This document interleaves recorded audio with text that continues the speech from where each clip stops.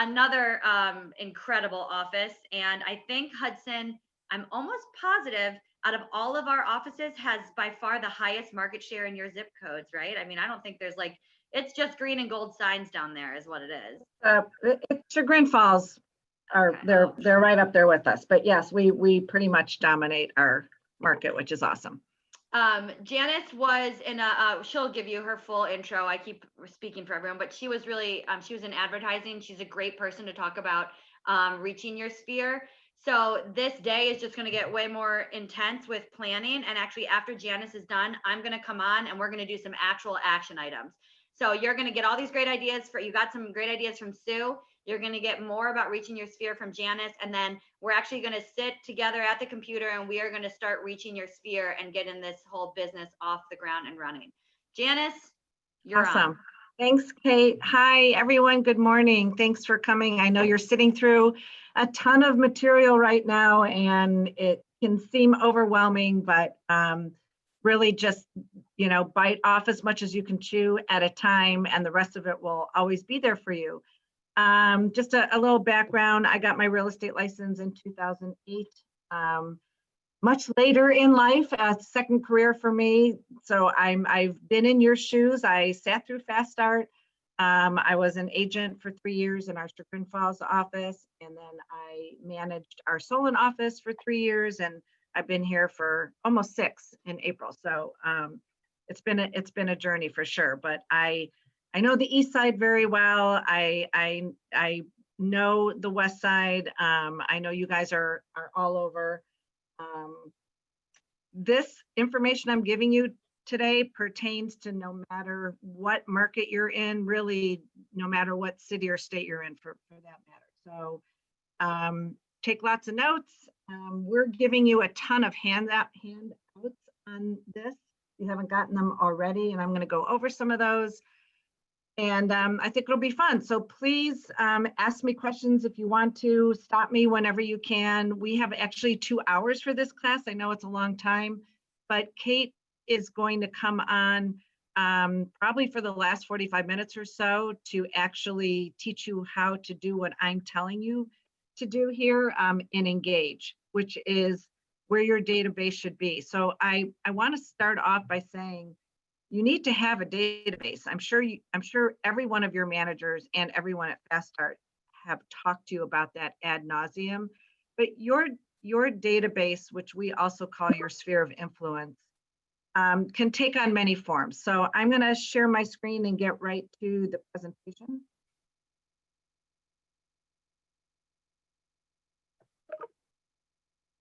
So this is what we're doing today. You are planting seeds, literally. You are planting seeds for the future of your business, which includes your sphere of influence. And I'm going to explain in detail what we're going to be covering in today's class. So what the heck is your sphere of influence? We're going to identify who those people are that will go into that. We're also going to talk about how you're going to create systems to contact those people in your sphere of influence, and most importantly, how to stay top of mind with everyone who knows you. We're also going to talk about building stronger client relationships and how to get referral business from them. We're going to talk a lot about becoming the local expert so you can understand how to do it and what that means for you. And then, of course, how to become a resource for your clients. So it's a lot to cover. We know. We'll go through it as quickly as we can. So the first things first, growing your sphere of influence. First, you have to cultivate the people that you do know and then grow it from there. So building and maintaining client relationships is truly at the core of your business. I think everyone's been doing this, and I just heard Sue and Kate do this in the last class at the end there. How we're doing things during the pandemic is not necessarily how we're going to be doing things afterward, but I think a lot of this is going to kind of stay in place because we've learned in the last 10 months that you can connect with people so much easier now than, meeting them at the office or at a coffee shop or going to their home. So if you are talking to someone about real estate, whether you're selling or listing their house, do it in person online if they're not comfortable coming into the office or they don't want you in their house. So what? Just say, hey, I'm going to send you a Zoom link at 2 o'clock today. Let's meet for a few minutes so we can you can get to know me, first of all, see if you even want to work with me. I can explain the process to you. It puts a face to a name and they can see your personality. It's very hard to sell yourself through email. I mean, there's no inflection whatsoever in emails and texting.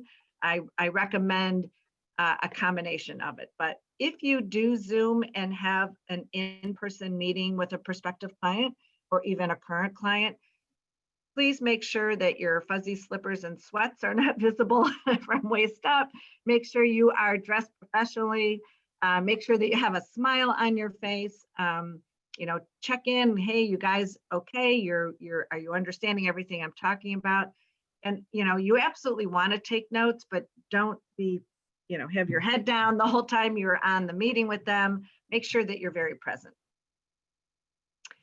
So throughout today, we're going to be always talking about FORD, which is family, occupation, recreation, and dreams.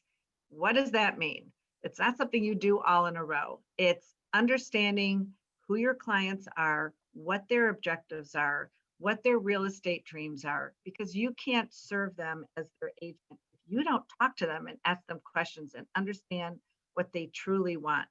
Because we have learned, those of us experienced in this business, people don't necessarily tell you what they want. They'll look at a house with you and they'll tell you what they like and they don't like, and then you find out down the road that they're really not doing this until a year from now or whatever. So if you don't sit down and have that interview with them beforehand, you're not going to find out what they really truly need. So these four things can change somebody's real estate objectives. So if someone, take occupation, for example, we work with buyers and sellers all the time who all of a sudden they get transferred, or worst case scenario, all of a sudden they lose their job. All of those situations can make a real estate transaction happen, right? So if somebody gets transferred, they can't live here anymore, although now things are being done so remotely that that may not be the case as much. But let's say somebody loses their job and they can't really afford their mortgage payments anymore. They're going to need you. So we have to really learn about our clients and interview them. And I'm sure somewhere in Fast Start, and Kate can tell me if I'm wrong, there's interview questions for clients to make sure that you have them. If not, Kate, let me know and I'll get those to you. But you really should sit down with your clients before you even start working with them, so you truly understand where they're coming from, and most importantly, what their timeline is. Because people could run you around for weeks or months or hundreds of houses, and then you find out they can't move until their youngest child graduates high school a year from May. And it's not that you don't want to waste time with those people, but maybe you move them more to the back burner and you're not as active with them. So as I said, Kate at the end of this class is going to actually walk you through Engage. And everything I'm talking about, you should actually be keeping notes on those people. So the next time, which you can do in Engage, Kate's going to show you how to do that. The next time you have any interaction with those prospective clients, it's really great to connect with them by saying, hey, the last time we talked, your daughter was ill. I hope she's feeling better. There's nothing more endearing to a client than an agent who actually listens and cares about them. And you can't possibly remember everything about people. When you guys get busy, there's no way you're going to be able to keep track of everyone. So keeping notes and Engage on all of your contacts is a great tool. So the next time you shoot them an email or text, you can ask them something really specific based on your last conversation with them. We're also showing you which Hannah U class really corresponds great to what we're talking about. So this particular slide, please watch the Hannah U class on Ninja. It's 106 on stop selling, because what we're talking about is We're not selling people here. We're just talking to them. And we're going to talk more about that later in the class. So this is huge. The next thing we're talking about, identifying your sphere. Some people call it a wedding list. You know, if you could invite anyone you absolutely wanted, if money weren't an object, who would you invite and add that to your list? I like to go much deeper than that. And you were sent, I believe, Kate can correct me. It's long, it's like 5 pages long, 150 ways to build your database. I love this because this is everyone, this is how I categorize who goes on your list. Any piece of communication, whether it's an ad or it's a sign, or if they got a postcard from you, if they recognize either your name or your face from somewhere, anywhere in your life, they would know who you are. They may not know you well enough to pick up the phone and call you, but if they saw something with your name or face on it, they would remember you. That's who goes on this list. So this, I think, 5-page ways to build your database list is just fabulous. If you haven't looked at it already, there's a lot of obvious ones on there, like who are the names of the members of your family and your spouse's family and your extended family and who's your best friend. That's a given. We know those people are going to go on there. What I love on here are people you're probably not thinking of sitting there right now. Like, what are the names of your children's friends' parents? Who do you sit on bleachers with when you're watching your kids' games? Who are your kids' teachers' names? Where do you get for the ladies in the group, where do you get your nails done? I love the next one. Who sold your current car or your last car? Because I will tell you, a guy who sold me a Hanamobile two cars ago, we sold a house to and helped him buy one. We listed and sold his house because I kept in touch with him and he remembered me.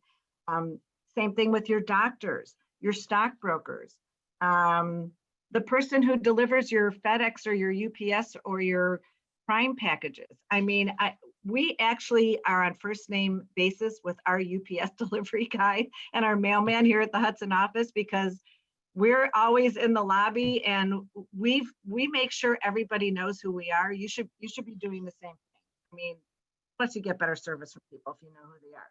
You know, who does your taxes, who grooms your pets. Think about all the people who sent you a holiday card this year. Did you send them one? Have you called them to thank them? Did you text them? Probably not, because who has time to do all this?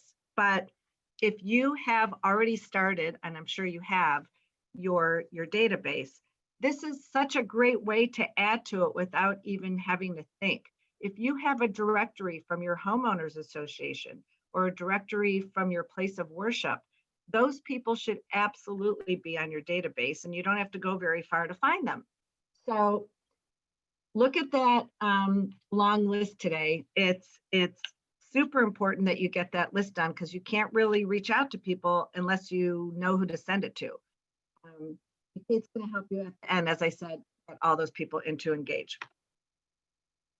So we talk a lot about who you know, but who haven't you met yet that should be on that list? I mean, that's the other part of this equation.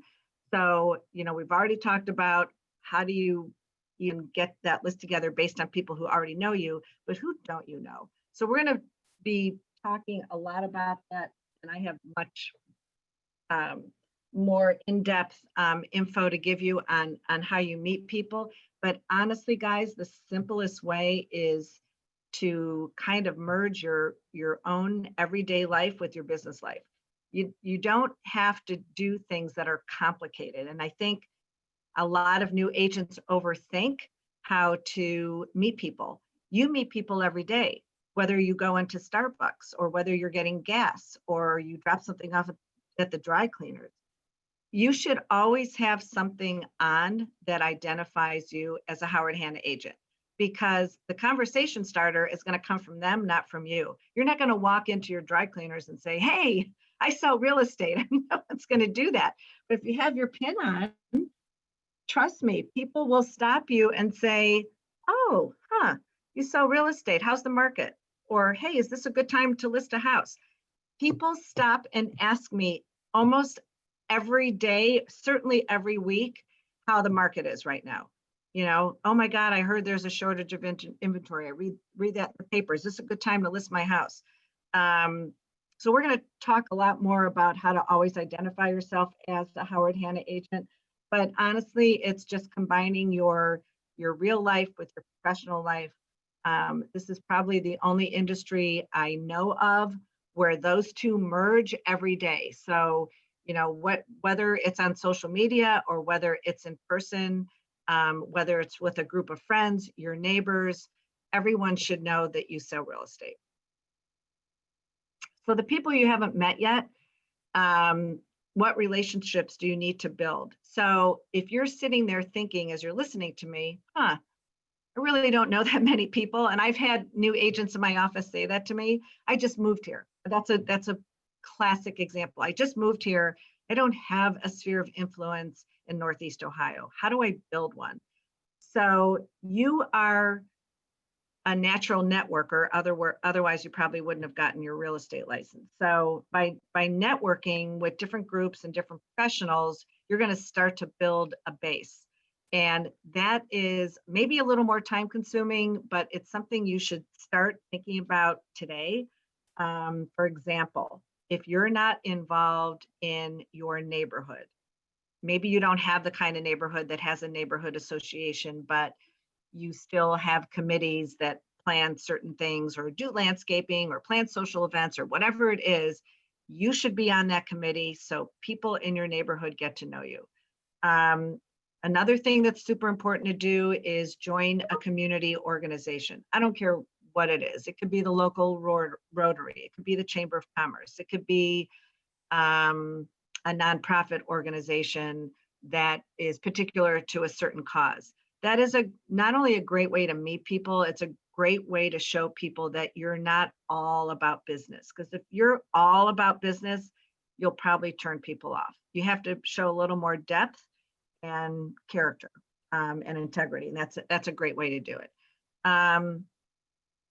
We're going to talk a lot more about that, but being in the business of meeting new people every day is a huge part of what we do. And I will never forget when I was a new agent in Chagrin Falls. I was sitting at my desk and I had my laptop in front of me, and I really had nothing to do that day. I didn't have any appointments, and I kind of was lost. And I went in and talked to my manager, and she said, "Put your coat on, turn your computer off, take a walk down the street, just walk into some stores. I know you can't do that in every one of your offices. You may have to get in your car and do this." It was the best advice anyone ever gave me, because I did exactly that. First of all, I got out of the office, away from the computer. You're not going to meet anyone sitting in front of your computer. You're just not. So if you want to be face to face with people, start getting out. And I know that's hard to do in COVID, but here's my favorite part about COVID. You have a Howard Hanna mask on, and now people know you work for Howard Hanna and you sell real estate when you walk into stores. So I do this. You can ask my admin or anyone in the Hudson office. I do this every single day. As busy as I am, I make sure I leave my office and walk out. And even if it's only to one or two places of business, I do it. First of all, everyone in town knows me. It's taken 5.5 years, but everyone in town knows me. And it's a great reminder that I'm in real estate, because I'm walking in with my mask on and people start talking to me. So that's like the simplest thing you can do. So I highly recommend that. By the way, you can get your Howard Hanna mask on the Bop Shop.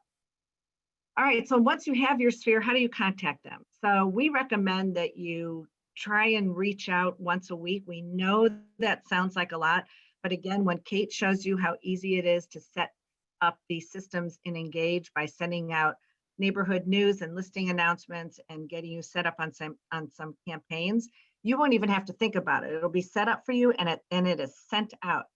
In addition to the automated systems, though, we do recommend that you do more personal touches with people, because if all you send out are automated messages to people, they're not sincere, and they'll think they're just one in a million, and they probably are. So make sure that you combine automated systems with more personal things. We recommend going old school on that. So you're going to be doing, some high tech things, but you're also going to be doing some old school things. And it's a really nice mix to show that you're actually a person. So we suggest writing handwritten notes. As old fashioned as that sounds, it really, in the techie world that we're in, it actually gets people's attention because it's not an email, and it's not mass mailing with a label on it and a um, you know, metered stamp on it. I mean, I recommend personally handwritten notes with handwritten addresses and a real stamp on it, with a 2-line return address on it. I guarantee you someone will open that. Think about the mail that you get when you come home every day. I personally take the pile that my husband leaves for me on the counter every day. I walk over to my trash can, I put the foot pedal down, the lid is up, and I start pitching my junk mail every day when I come home. See a hand addressed envelope with a stamp on it? You better believe I'm going to open that. I may throw it away as soon as I open it and see what it is, but at least it got me to open it. So that's something we really, really recommend doing. We also recommend this marketing tool, which is the best one you have, your phone, to make sure that you actually talk to people. Again, if all you're doing is sending them stuff, they're never going to remember you. So try and follow up by calling 10 people a week. So, 10 handwritten notes a week. Week 1, week 2, try and pick up the phone and call them. Now, you don't have to call them and say, hey, do you have a house to sell, or were you interested in buying one? That's not what we're talking about here. We're talking about just sharing information. Hey, how are you? How are your holidays? What's your New Year's resolution this year? Whatever. How are your kids? I heard they were sick over the holidays. You don't need to talk about real estate. Trust me, it will come once you start engaging with people. So some of the materials that you're getting today, it's going to have this in there, but the follow-up and writing letters and everything that you did the week before, we suggest it really is all about the numbers, guys. I can't stress that enough. Everyone said that to me when I was new and I didn't believe them. But if you don't have any appointments on your calendar this week, you're probably not going to be making any money, honestly. So look at your calendar, whether you use an old school, day book, or you have it on your phone. You don't have appointments in there, you're not going to be getting a commission check, and you're not going to have appointments unless you contacted people and scheduled the appointments. And you're not going to be able to schedule appointments unless you contacted people in the first place so they know about you. So it kind of look at it backwards if you want to, but that's how you get successful in real estate, is by getting appointments, because that's how you're going to be either listing a house or showing houses and having a buyer write an offer. So 7 buyer prospects each week is what we recommend. I'm sorry, each day, which would be 35 a week, and 7 seller prospects each week. So it sounds like a lot, but if you schedule time to do this, which I think is probably in another class of how to do that, but if you schedule yourself time to do things, you will get it done. We're advising that you watch on Hannah U the top producer tips, the 5 daily musts for success. It's a great class. I've actually showed it to my office. It's one that I show a lot. So if you're struggling with how to do that, because I know this sounds overwhelming and I know it can be intimidating to think that you have to reach out to that many people. It truly is a number game. Just you picture throwing a bunch of spaghetti on the wall and seeing how many sticks, because that's really what it comes down to. So all of these people that we're talking about that you've now either gotten on your list, and new people that you meet, you're going to keep adding to your list. So your list is going to grow. So let's say your list has 200 people on it today, just based on everything we just talked about, you're going to keep adding to it every time you're on opportunity time and somebody calls in. Every time you do an open house and you meet visitors and now they're in your open to close. Every time you're doing something is you're adding to your database. And Kate is going to show you how to add context to engage once you have them in there.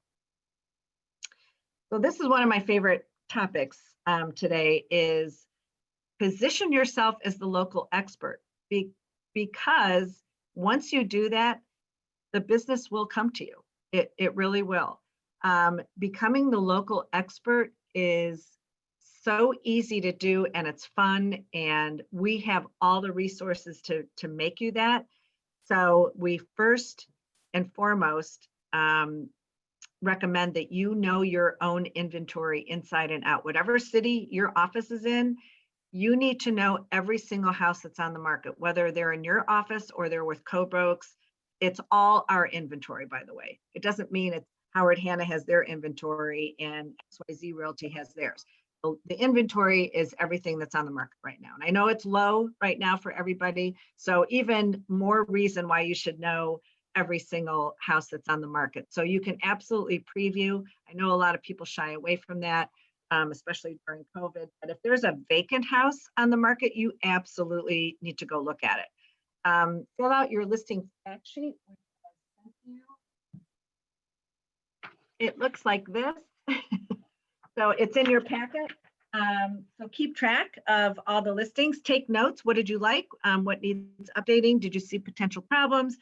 How are you estimating that this house is priced? Do you think it's priced too high? Do you think it's priced too low? Why are we asking you to do all this? Well, it's all part of becoming the local expert in your market.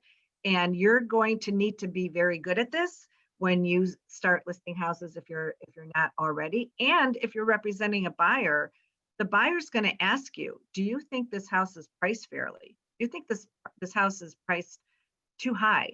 I had a brand new agent who got an opportunity time call last week and she took a buyer out yesterday. This is a true story, it just happened. And the first thing the buyer asked her when she got to the house was, why is this house priced so high? This is ridiculous. And luckily, she had pulled all the comps before she went and even had the pictures of them with her so she could show them this house was absolutely at fair market value for what things are selling for right now. So it made her much more credible in the buyer's eyes, and because they didn't know her, that she already had all this information and she had already looked into it because it was out of our market area. That's why I bring it up. It happened to you. So make sure that you, if it's not your market and you're showing houses, make sure you do know what the current information is. The other thing about becoming a market expert is knowing the stats in your market literally off the top of your head. If someone came up to you at Heinen's or a friend of yours called you and asked you, what's the average sale price right now, and you don't know it, it doesn't bode well for you trying to establish yourself as a really reputable real estate agent. And I found this very odd when I was a new agent. The hardest group to convince were my friends, my family. I don't know, they just thought I was doing this for a fun little hobby or something. So it really made me much more credible to know my stuff. And to this day, everybody calls me who knows me to ask me real estate information because they know I know what I'm talking about. So where do you get this information? You should know your office's market share off the top of your head. You should also know how many listings are currently on the market, the average price for sale, houses for sale, plus the average price for houses that just sold in the last 6 months, the average price per square foot, and the average days on market. So luckily for you guys, we have trend graphics. I don't know if you've already had that class. If not, you will, but it is so easy to use. You can print a gorgeous report literally in 3 minutes. If you need help, your manager will sit down with you and show you how to do it either on Zoom or in the office. this is the greatest information that you should have. And my advice to you is to look at it, maybe once a week. You don't need to do it more than that. It doesn't change that much because the default is 14 months. So, it might be 16, but it shows you how things are going, but it also shows you the most current month. So you should be able to say to anybody, right now, the average price per square foot in Hudson is $156 square foot, which is absolutely what ours is right now, which is low. But it also shows something that I didn't add on here, so you may want to add this one. It also shows what the list to sale price ratio is. So if you're talking to anybody about real estate and you can say, and this is why this is so important. I'm going to go back to that buyer with my new agent who looked at a house yesterday, who thought the price was too high, or they were just going to go in and lowball. And she was able to say, well, that's not a good idea because right now houses are selling at 99% of the asking price in this market. So going in with a low offer wouldn't get you the successful outcome that we were hoping to get. Also made her look super smart, and she felt great about herself, because I think that's every new agent's fear, is people are going to know that you're new. So that's a great way to make sure that you know what you're talking about. So again, that can all be found on Trend Graphics. The other report you should glance at least once a week is the showing reports on showing time, because it's also going to show how many showings happen in each price point, also making you look very smart. So those are just two little tips that I teach my agents to do, so you can be your market expert. So another important thing is creating a CMA for people. And this is a great way to bond and connect with people, is to offer to do a CMA on their house. So we're going to have you practice on doing a CMA for maybe somebody in your sphere, maybe your partner or your spouse. If you can't think of anyone to do one with your manager. Ask him or her their address and do a CMA for them. It's great practice. It's something you absolutely need to know how to do. I know the MLS is offering a CMA class this afternoon. I'm sure they'll offer it again. It's super easy. It's super easy to do it on Hannah presentations, but it's a great way for you to understand the fair market value in any given neighborhood. And this is something you do need to practice and get very good at. You could be on floor and someone could call you to come over to look at their house, and you should be bringing a CMA with you when you do that. Well, I heard Kate was talking about social media a lot in the last class, but it's also a huge part of prospecting. So we're talking about inbound and outbound content on your social media here. So what is inbound content and inbound marketing? Examples of it are, blog posts, infographics, newsletters, content on what people would actually want to read. And just a little tip here, every Monday we send out an email on our enhanced marketing, and in there are direct links for you to share content directly from there. So you don't even have to go anywhere. We're emailing it to you every single Monday. Our blogs are fabulous inbound content for you. So when you see that email from us on Monday, click on it. We actually, this past Monday, started putting just the actual social media posts for you to share, and the link to the blog is in there. You can also just obviously be on Howard Hanna's Facebook page, and you can share content right from there as well. But that's an example of inbound marketing. They are going to have a class from me on social media. Don't take all my thunder, Janice. Okay, I won't. I'll just say one more thing about inbound marketing. It actually nudges customers down the sales funnel, so you kind of don't have to. And it certainly increases their engagement with you. So it's super important. So we're recommending 80 to 90% of content be inbound content.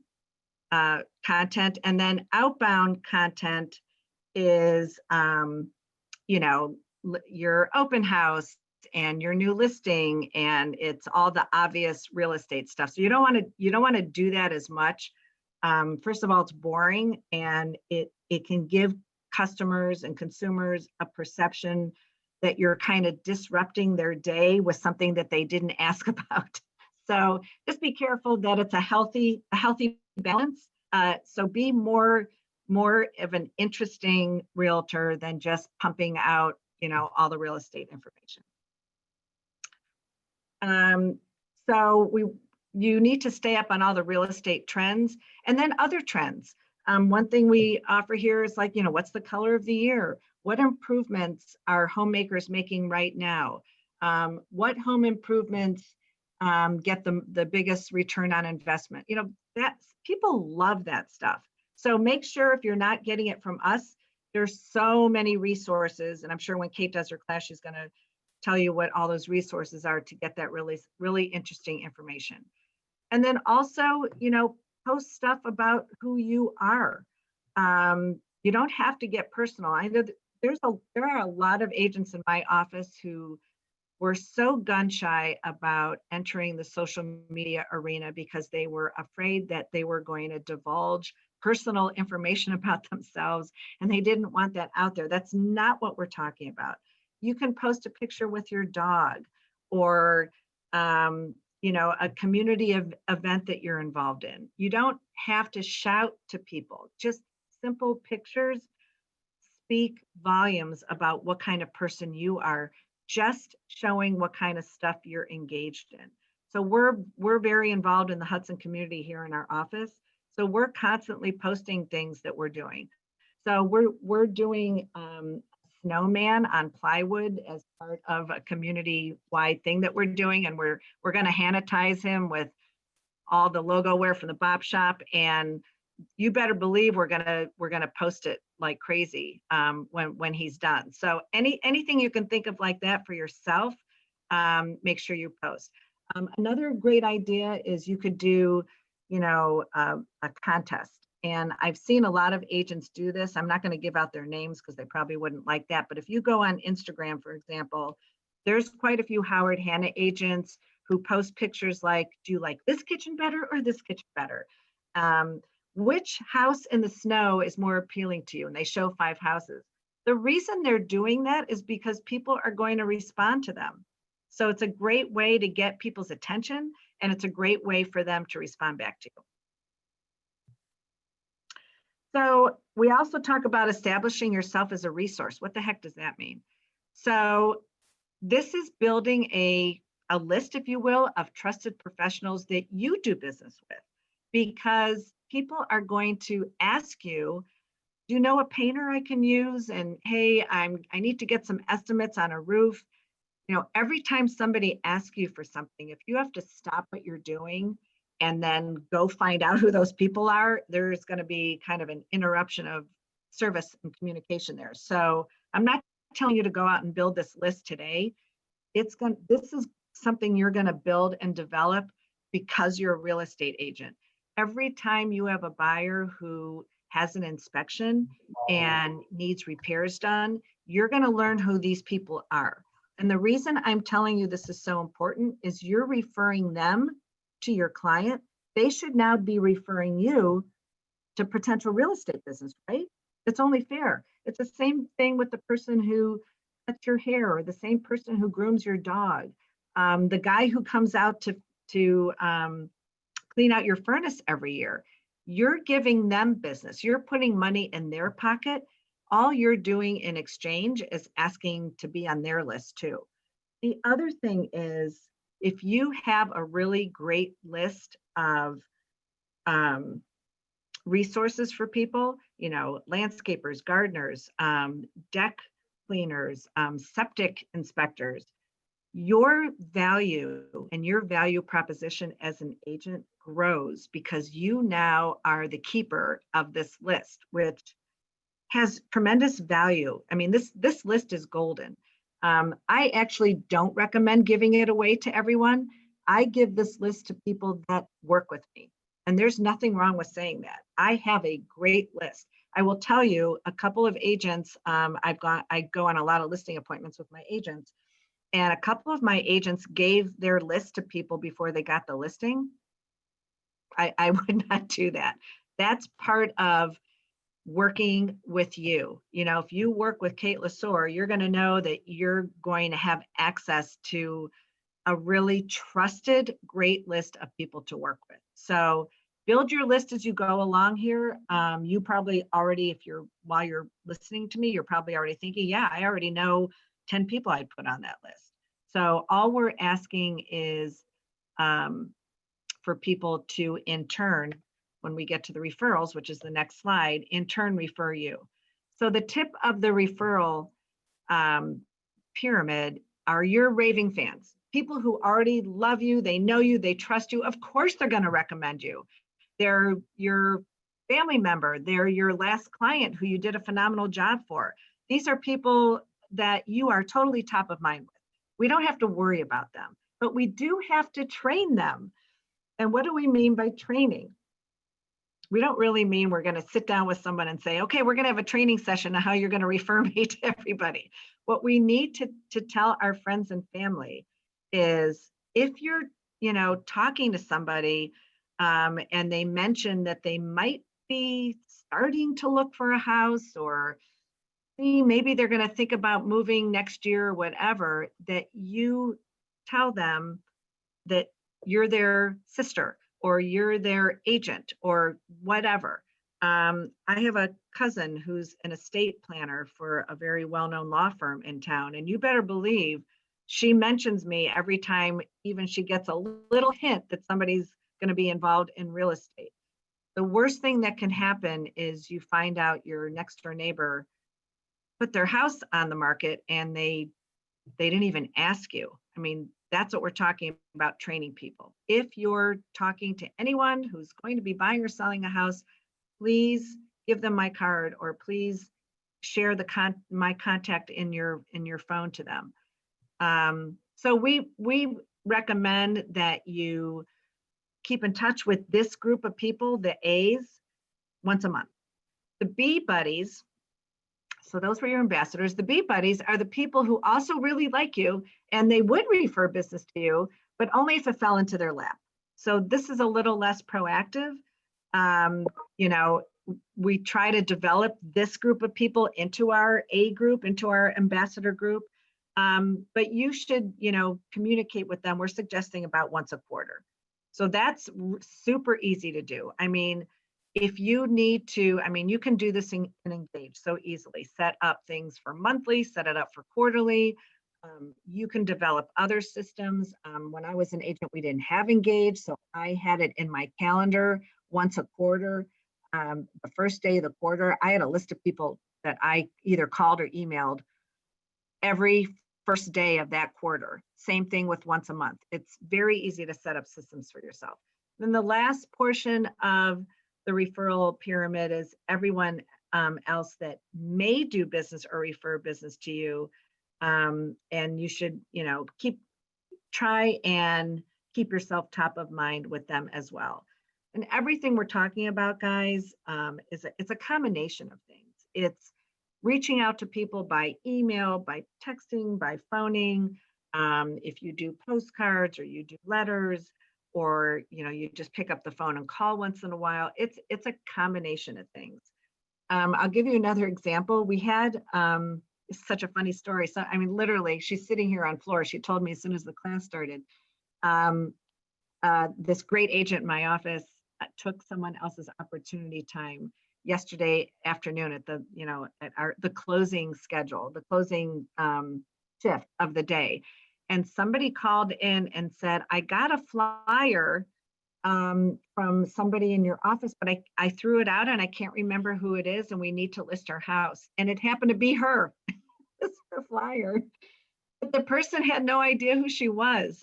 That is a perfect example of people don't remember us unless we consistently reach out to them. Luckily, she was sitting there and she took someone else's shift. It would have been the other agent who would have gotten that call. So I thought that was a funny story. All right, now the power of referrals is also enormous, because referrals could be in town, but they can also be out of town. A referral is getting a piece of business from anybody who is referring you or you're referring to somebody else. So again, in that A group, the ambassador groups, we're recommending, personal touches.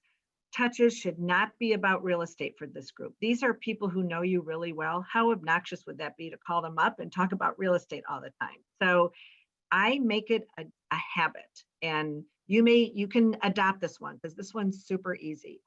I have a 25-minute drive to and from my office every day. I make sure on my way into the office and my way back out that I try and call 3 people. And it's people I know. It's not even good friends. It's, maybe when I haven't talked to for a year. I did that this morning. I called someone who time slipped away from me. She's a pretty good friend. I have not talked to her since October. Like, I went the whole holiday season without talking to her. So I called her just to say hi and see how she's feeling. And guess what?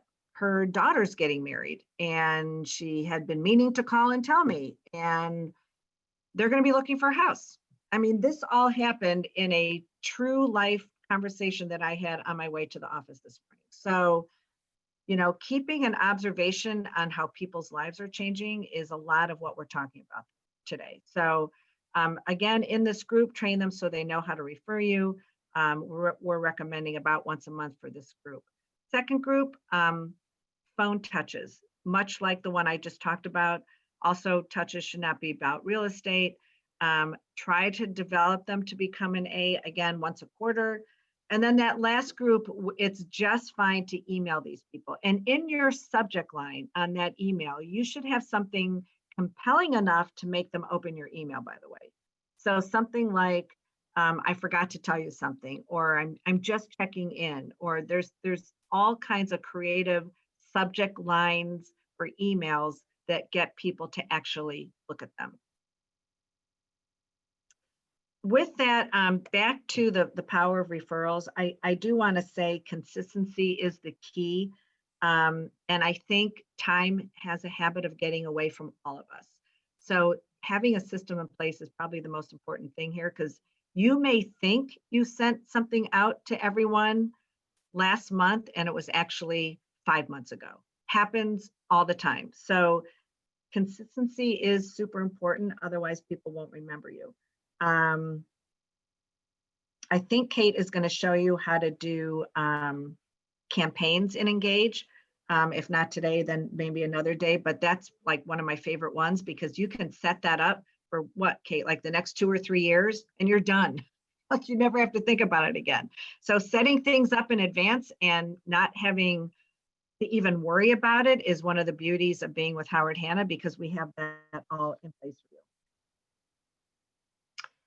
All right, don't be a secret agent is also one of my favorite topics, because that was me when I was a new agent. It was like, oh yeah, I'm not doing that.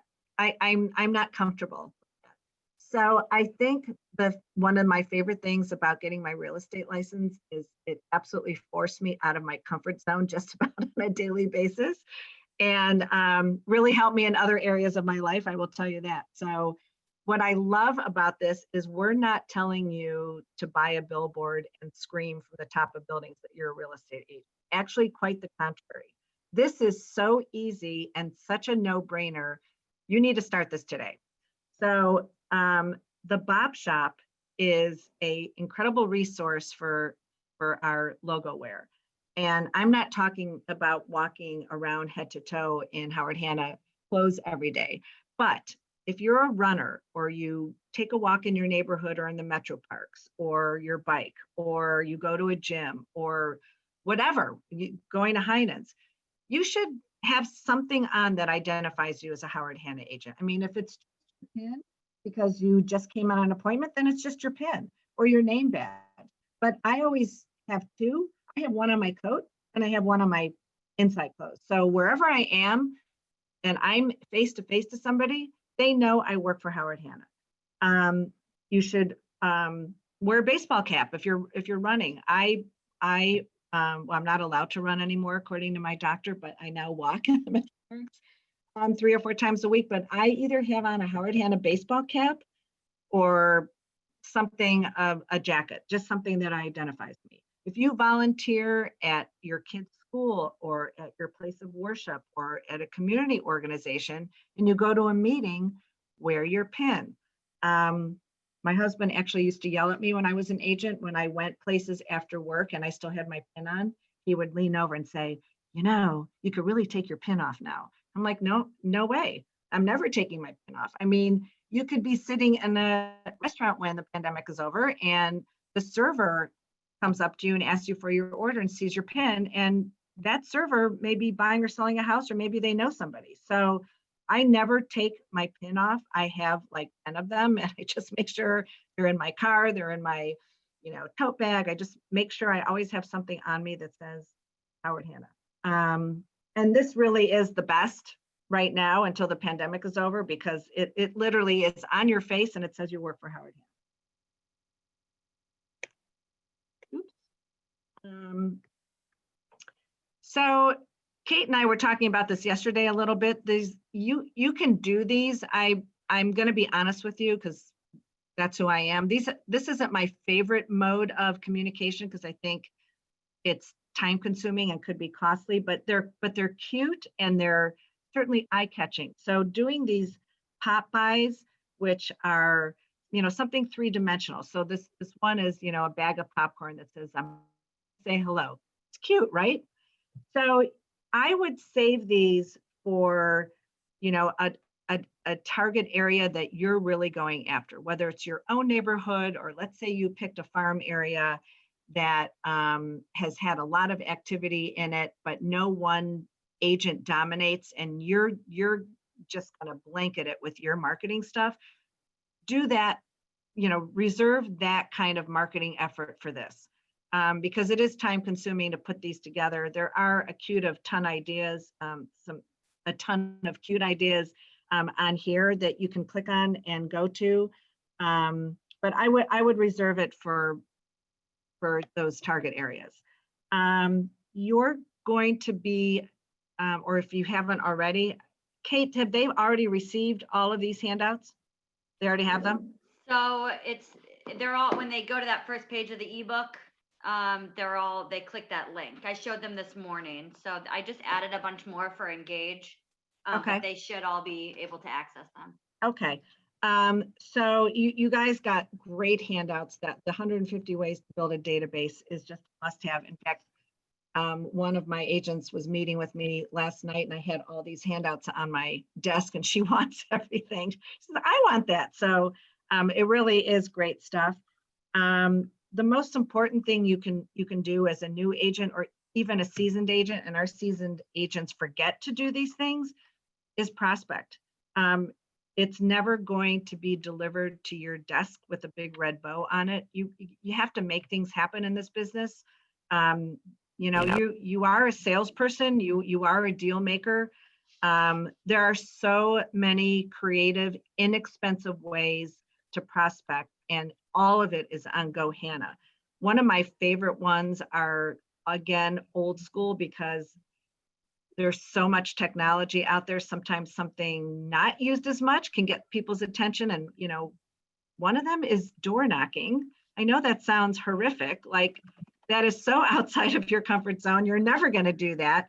But there's a way to do it that works. And I actually did this when I was a new agent in Chagrin Falls, because I had a buyer who was looking to move in only one very small neighborhood in Chagrin. And there were only probably 20, 25 houses in this neighborhood to choose from, and none of them were on the market. And it was the only place they wanted to live. And I literally had been showing them houses for a year and a half. And I finally said to them, let's get in the car and I want you to show me what house you want. So they picked out 3 and I went and knocked on the doors. They actually ended up buying one of them, believe it or not. It's a true story. It didn't happen that day, but one of the doors I knocked on, obviously I was dressed very professionally and I didn't look threatening, and I explained I'd never do this. And, my buyer pointed this house out to me. Were they even thinking anytime in the near future of selling it, or would they just let my buyer come in and look at it and see if they even like it before they even answer that? And the woman who answered the door said, you know what, we're listing our house. Unfortunately, it was with another agent, another broker, but she did let my buyers in, and they did buy that house. So door knocking is not something you just like, you're not a canvasser going up and down the street, but if you have a reason to knock on someone's door, and right now with so little inventory, we have reasons to knock on people's doors. You just have to, sit down with your manager. You will come up with a plan. You can always call me or call Kate. I have lots of ideas and ways to do that. Door hangers are also a little less frightening way to actually do this kind of activity. We have door hangers on Gohanna, I believe. If you need more, email me. I have a bunch that I kind of made up over the years. Some neighborhoods don't allow them, so make sure you look into that before you do them. But the thing I love about door hangers is people see you walking through the neighborhood, putting on the door hangers and talk to you. That's the best part. It's not just that you're leaving something on somebody's door. People see you walking around, and then they may even ask you what you're doing, which is okay, because you're going to come back to them with some, positive answer. I'm leaving market information for all the homeowners in this neighborhood so they understand what's happening in their market. Sounds great.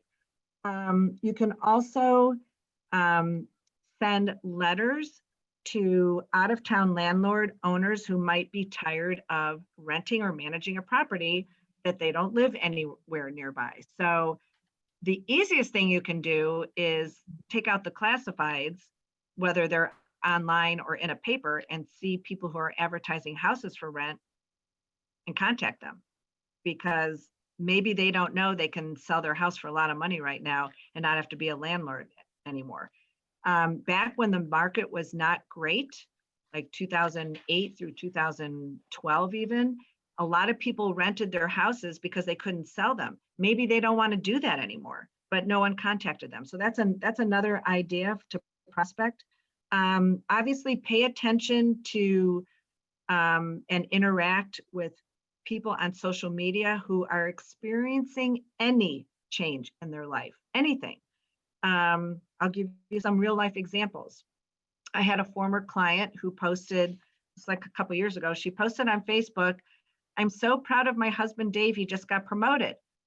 So I texted her, or I probably messaged her and said, "Wow, congratulations, that's great. Are you guys staying in Cleveland?" And she said, "No, we're moving to South Carolina. You were the third person on my list to call today."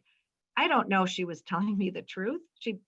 Maybe she planned on calling me, but maybe she was just going to call the last realtor who sent her a postcard. You don't know that, but we did end up listing their house because they were transferring. So that's a real life story. But there's so many other ones. If someone announces their engagement on Facebook, my God, I see about 10 of those a day. I actually just sent a message to my kids' former babysitter. Okay, my kids are in their 30s now. It's a long time ago, but their babysitter just had her third baby. There's no way she has enough room in her house. How do I know that? I sold her first house before she was even married. That house is a tiny house. There's no way 5 people are going to live in there. So hopefully she'll be buying a new house with someone in my office. So pay attention to those changes. It's so easy when you're scrolling through the news feed or you're going on Instagram to just scroll through and catch, those things. It takes the place of you having to call all those people. So pay attention to those. The other tried and true method is farming a neighborhood. Guys, this is a must-do activity if you are trying to build your career in real estate. So identify a neighborhood that's reasonable to you. Don't pick one that has 1,000 houses in it. You'll never be able to keep up marketing to them. So pick a neighborhood that is manageable to you. I always suggest absolutely market your own neighborhood. You live there. It's such an easy target. Hi, I live and work in your neighborhood. Who better to represent you than somebody who loves it here and knows it as well as I do? I mean, that's that's such a no-brainer. So definitely market your own neighborhood, and then pick maybe one or two others. I'm sure your managers already talked to you about this, and I'm sure they've talked about this. But, target another neighborhood or two and make sure you are sending them information on a regular basis. I'm not telling you to do it every month. Maybe you send them a quarterly newsletter on the houses that have sold in their neighborhood. They don't have to be the houses that you sold. You're just giving them a report on houses that have sold in their neighborhood. So that's a great way to farm a neighborhood, is to send them information that will affect them. It affects the value of their house. What is sold, what sold in 2 days, what sold in 6 months. People absolutely want that kind of information. If you're doing, and I know this is probably a post-pandemic activity, but if you are not doing open houses now because your office isn't doing them, and I understand some offices are and some offices aren't, either way, you're going to be doing open houses when the world opens back up again. And it really is my absolute way to prospect, because you're in a house, you're there, and now you can market yourself that you're doing that open house. So whoever is teaching the open house class, that might be Leah, I'm sure she is talking about how to pre-market yourself before the open house. But what I love about this is you can do it if you have a listing or don't have a listing.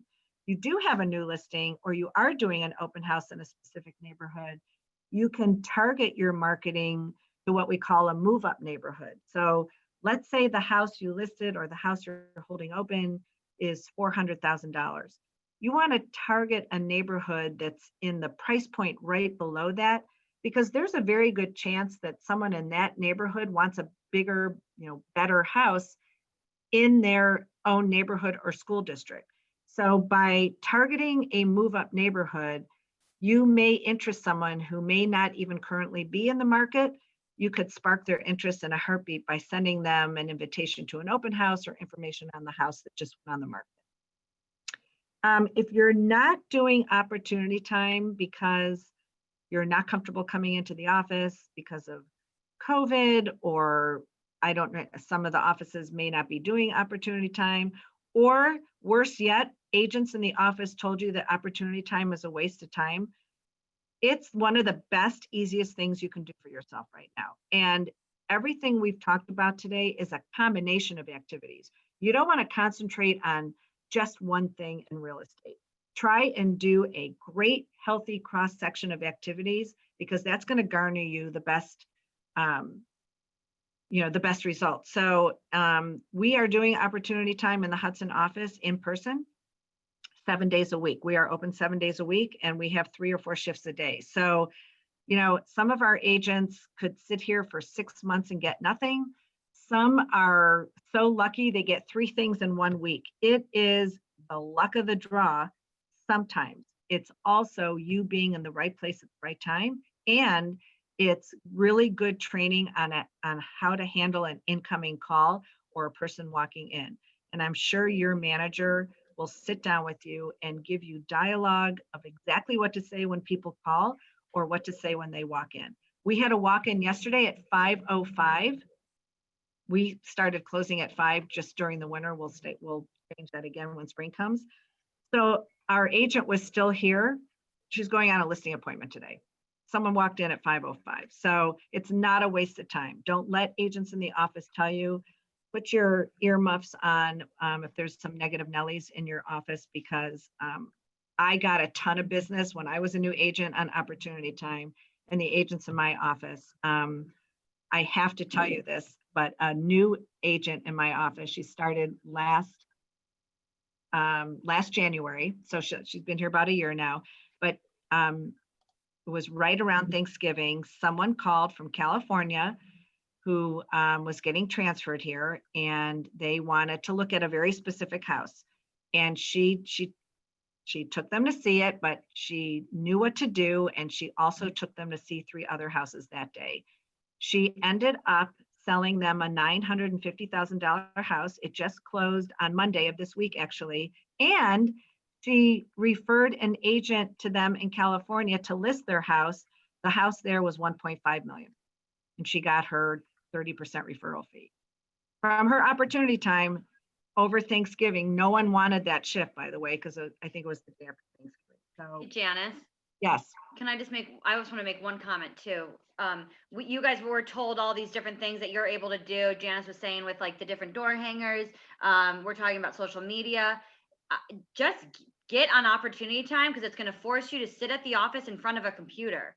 So whether, Janice was saying it's the luck of the draw sometimes. I mean, it's you should be in the office anyway doing all this stuff.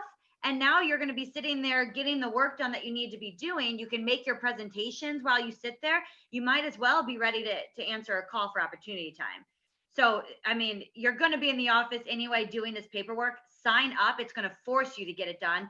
I'm pretty sure almost every office front desk at the opportunity desk has a computer, or you can be there and just be the one to take the, whatever it is. But you just really want to sign up. It's going to help you stay focused on all the other tasks you got to do too.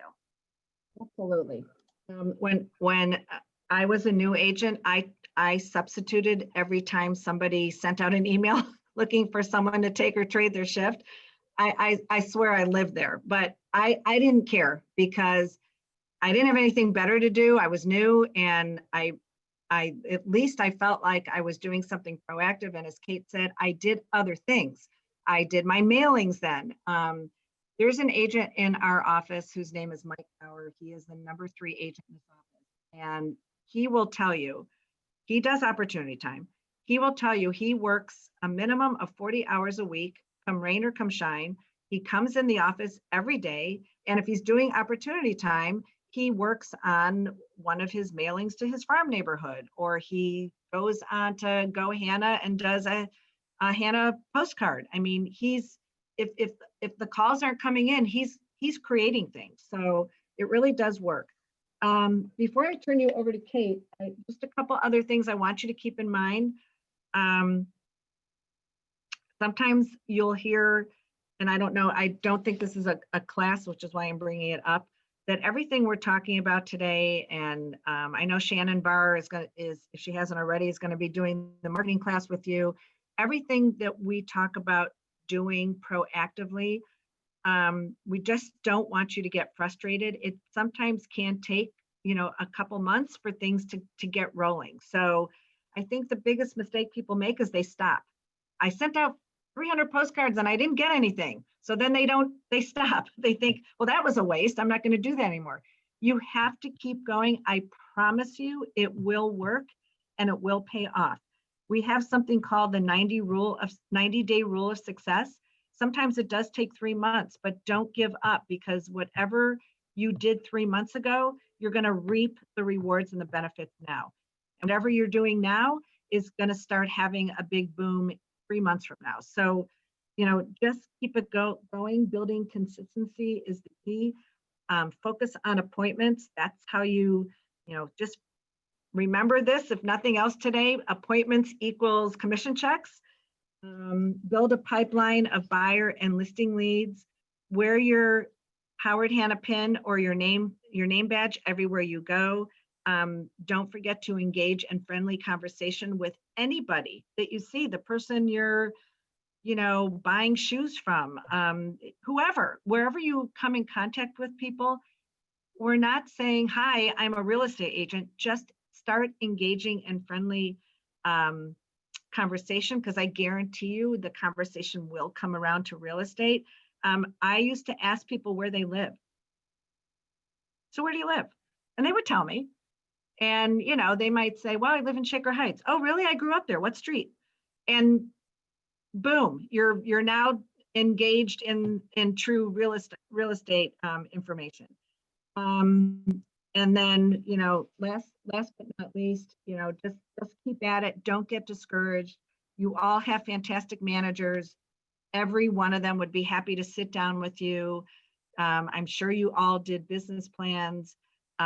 Kate is going to talk about putting together a social media calendar. I highly recommend doing that. I also recommend doing a little marketing calendar, just so you know that you are pushing information out there and keeping in touch with people all throughout the year. Janice, you got a question. Okay. So when we email, how at the bottom, or like if we send out a postcard, it says if you're working with another realtor, please disregard. Someone's asking if you do a handwritten note, do you need some type of disclaimer like that on a handwritten note?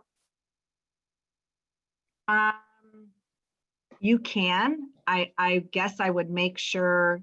I mean, if you're taking the time to do a handwritten note, you should also know if that house is on the market. If you're doing, I mean, the whole reason that we have a disclaimer on our postcard is probably because you're doing a mass mailing and it's going to everyone, and just in case it hits a house that's listed.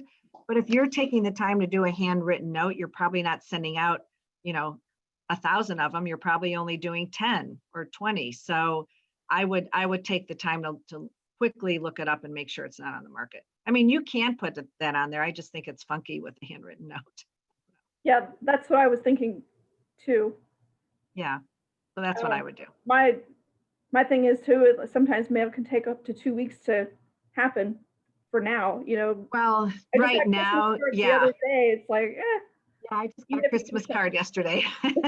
That was mailed, it was postmarked December 15th. So, handwritten notes, the post office is catching up now, but know that it takes a while, and that would include a Hannah postcard as well, because those are mailed.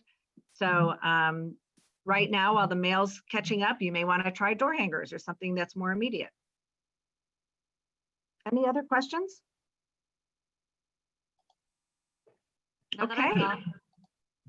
Great. Well, good luck to all of you. I know you'll all be very successful, and just keep at it. Everything that you are being taught at Fast Start works. I know, because I went through Fast Start and I did everything that everyone told me to do. And that way I couldn't make any excuses that I didn't try it at least. So that's my other recommendation. Do everything we tell you to do. You'll be successful. I'm going to stay on and listen to you, Kate. All right. Will you stop sharing your screen for me real quick? All right, you guys ready? It's game time now. We're gonna get some stuff done. First thing we gotta do, we talked about earlier, putting your sales volume goal in your Engage. How many of you do not know what Engage is? Good. I'm glad someone's saying that, because I'm sure there are more than the two that said they had no idea. First off, I have to tell you, Janice, I'm really glad that you're still on right now, because I got shamed for my desktop at the manager meeting and have since been cleaning it like crazy, because everyone saw how messy this is the cleanest this has ever looked, guys. I'm like, it's all over the board. So I needed her to see that it wasn't too bad. All right.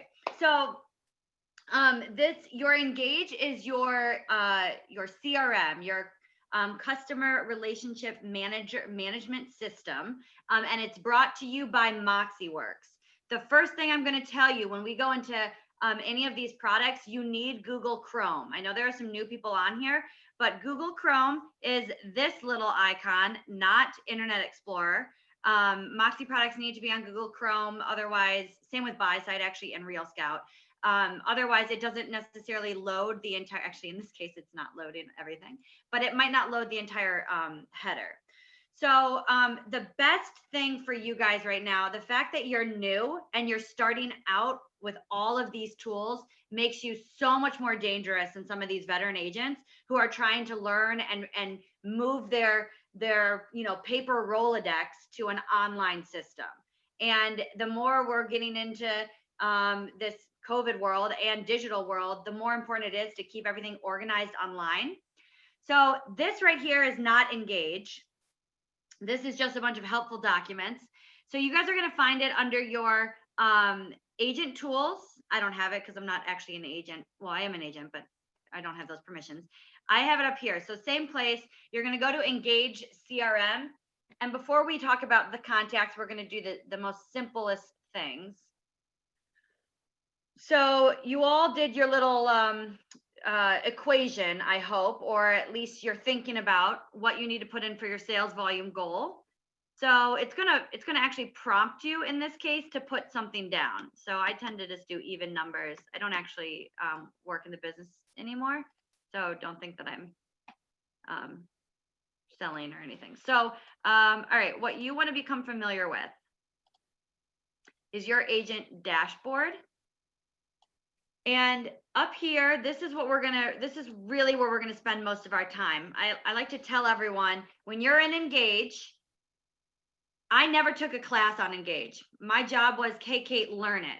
And that's what I had to do. So I'm going to tell you how I learned it. I went in and I tried to break it.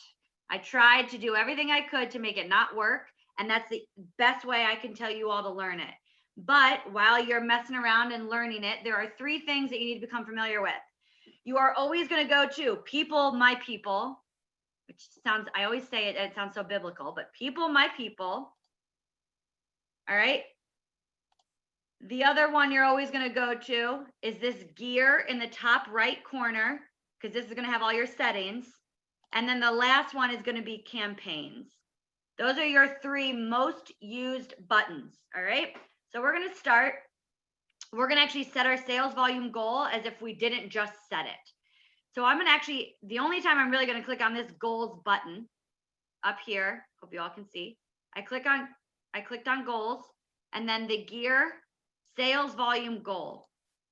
You want, another great thing that I think people really need to understand about all of our tech tools, they are so smart, but they can only take the information that you're inputting in them and spit out whatever algorithm or helpful advice they can give you. So again, the fact that you're starting with your business with all of these tools is going to make it much easier for you to reach those. So you want to put in your sales volume goal. And if you're not sure yet, or you know, the equation that Sue was going over, you want to kind of review a little bit more, that's fine. Once you've done that, you want to put this in there, and it's going to help you get really reach that goal. The other thing is your manager, and you're not going to be able to see this feature, but I am going to show you just so you know what they're aware of. Your manager will have access to all of the people in their office to help them reach their goal. So next year around this time, I think you guys probably do it in maybe November or December, Janice, your managers are going to sit down and actually have a business planning meeting with you. And they're gonna go through your last year's business. They can pull some reports for you, and they can say, okay, really, where do we need to go next? And of course, this isn't going to load while I'm doing a live class, because why would that work? But I just want you all to know that they're going to see what you say you want your sales volume goal to be and how many contacts you have.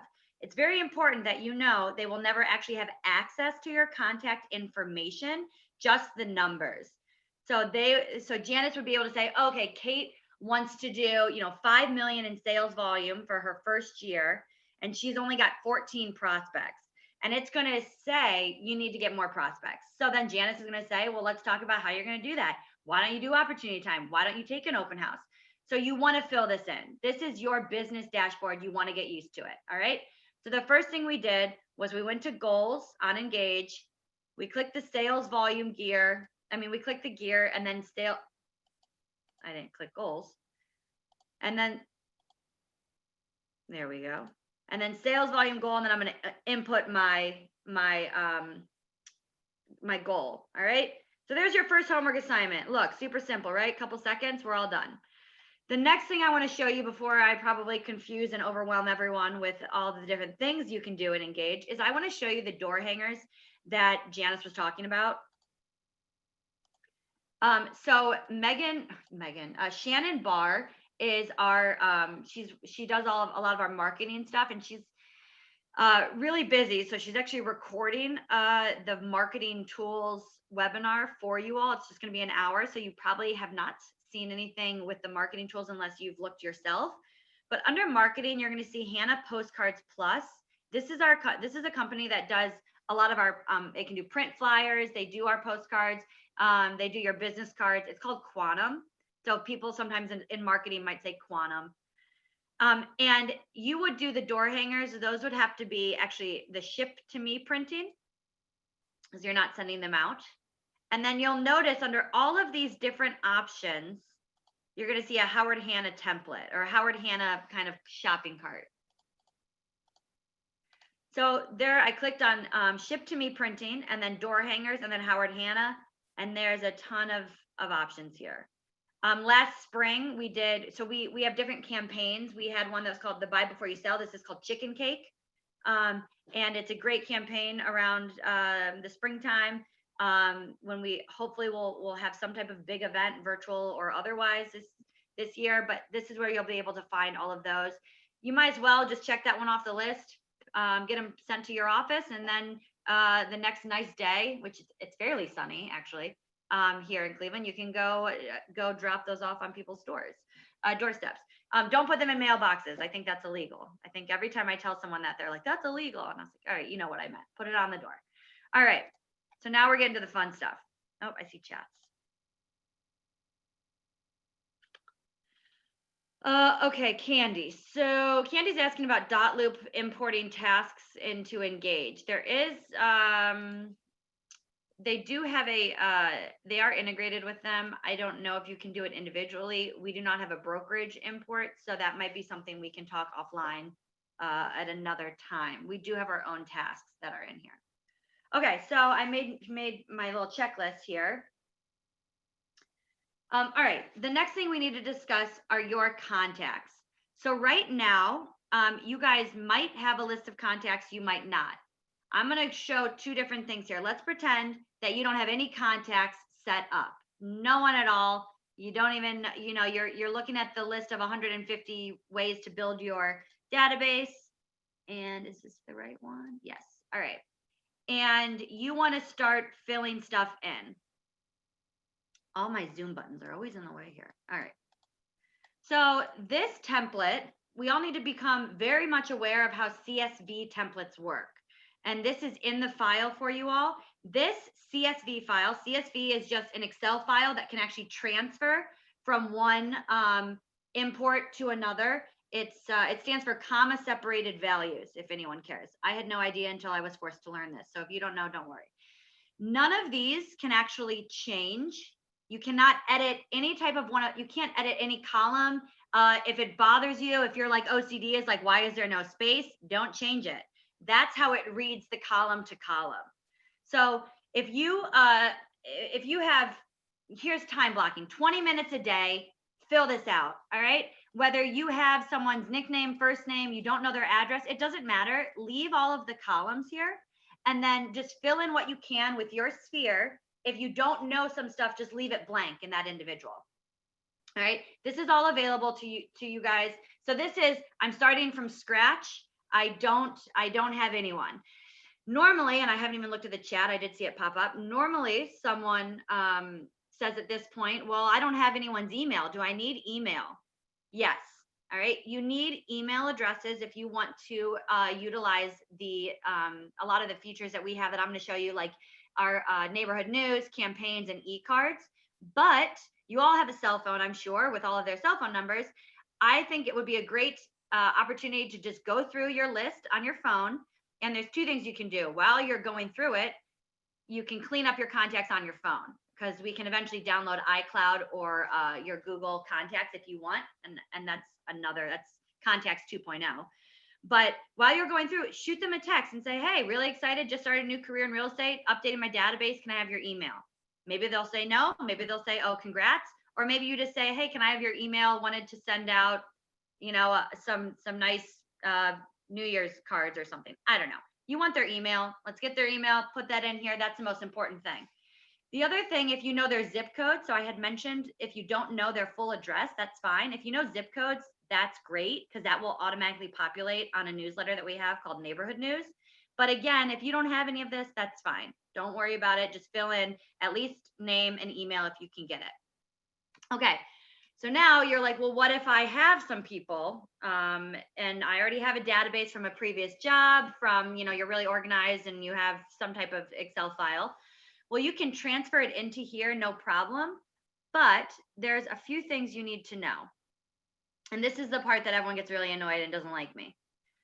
So when you go to your GoHanna, let me show you this. So mail.howardhanna.com. This is the cloud-based version of your email. So you can go across the world, and sign in no matter, I just changed this stupid password change. Sorry, they make you change your password 900 times, and then you have to add, like, I don't know, ampersands and capitals and numbers, and it's annoying. Okay. Janice, I know you're laughing at me. I've had so much coffee. Can you tell? All right. So right now I'm in my mail, right? So here's all my, I'm gonna get to my contacts. I'm in my mail, but this is online. I'm on the internet using this. This down here, this is my Outlook. All right. If you have a CSV file, so if you have one that's already created from another company, or you're all organized, you have to use Outlook to upload those individuals into your database.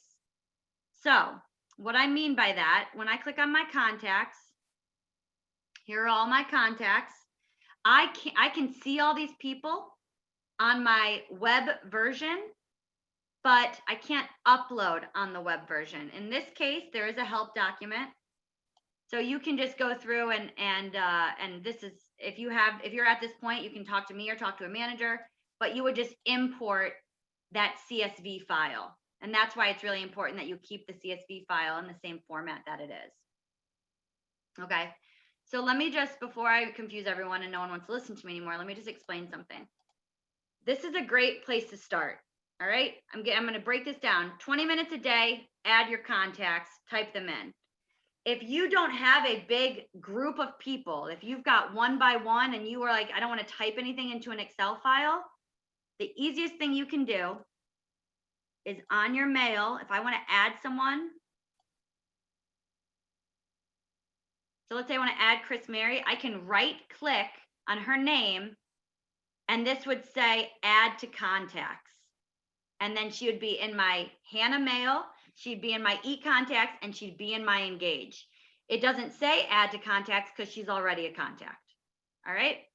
So I don't know, let's try to find another one. Well, they're all contacts now. I guess I've added too many contacts from this class. So this would say add to contacts, and they'd be there into my engage. So let me show you one more thing to really, the high school teacher in me loves pictures. And I want to show you if I can find it. Oh.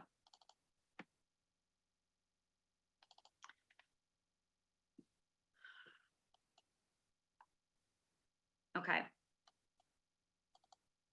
So the point of this class is getting people into your engage, because that's where you're going to reach out from contacts and all of that. So this is where everyone will be coming into. You probably don't have, if you're really new, you probably wouldn't have had an open house yet or used Real Scout. But these are different products that automatically go into engage. So engage is your point, the point of contact for all of your contacts. The thing that I want you to understand is this green arrow that's two ways means that this is going to sync back and forth in real time. So when you add someone to your Hannah mail, they're going to go into your engage. When you add someone to engage, they're going to go to your Hannah mail. That's why it's so important to add to your Hannah mail. That really is the big what everything is going to read from. All right. I saw a couple chat questions.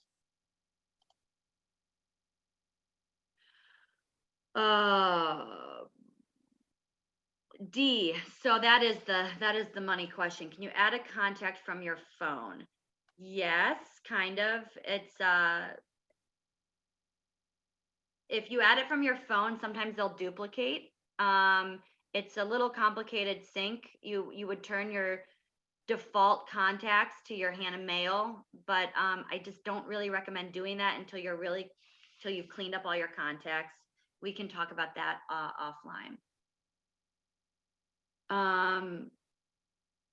Sue, show the adding of a CSV to Outlook. So Sue, it's actually a very, I'm not going to show it on this class, but there's a video that's already, it's online, it's on YouTube. I'll send the YouTube video. If I go through the whole process, we'll never get to the actual e-cards or campaigns, but I will send that out. Okay.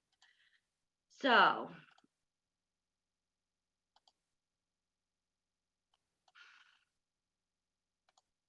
All right, so now let's say I've added people from my Hannah mail. I've uploaded a CSV file, and now I go to people, my people, they're going to be in there. So voila, all the same people from my Hannah mail are here at Engage.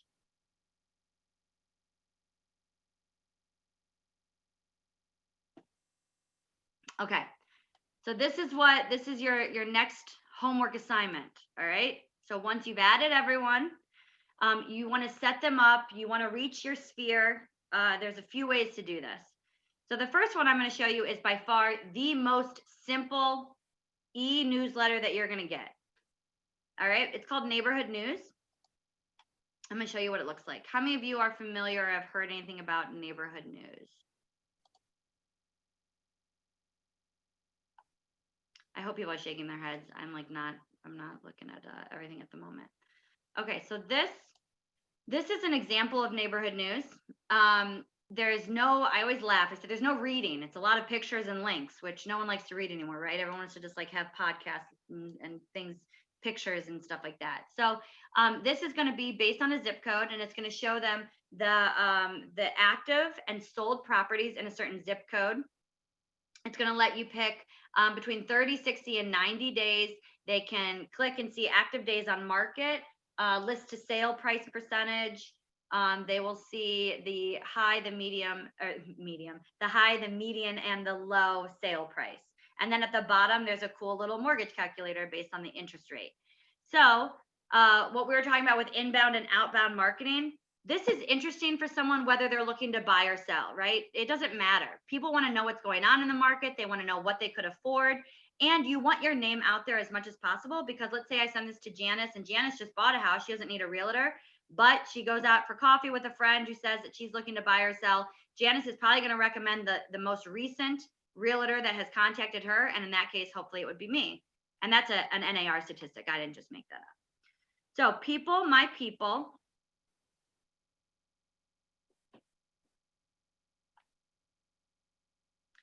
And then I'm going to click select all. All right. I'm going to try to go slow. I want everyone to remember, I know I talk fast. You can always get the recording and pause me and rewind me, or you can just stop altogether and never listen again. But I'm going to click the select all, and you're going to notice these that are faded are actually going to be, they're going to light up. They're going to be, you can select them. So I click select all, and now add to is available to be clicked. So a lot of times people are like, I can't click it. You have to click select all. Add to Neighborhood News. There's two options. In this case, I'm just going to tell you to do quick because it's really simple to do the quick one. Custom would be if you wanted to change price or like a full city instead of a zip code or different, I don't know, beds, whatever. I'm going to click on quick. And this is why I mentioned the zip code is really helpful, because it's going to automatically populate here. So I have 146 emails, although I have way more people in my database. I think I need to clean that up. So I want to send this out, but people don't have zip codes. All these people don't have zip codes, and it won't actually let me send it until that's populated. There's an option here that says enter the same zip code for everyone. If I click that and select a zip code, it's going to override what's in there, but that's okay. I'm going to show you something. All right, so you'll notice when I click apply, these are going to go away.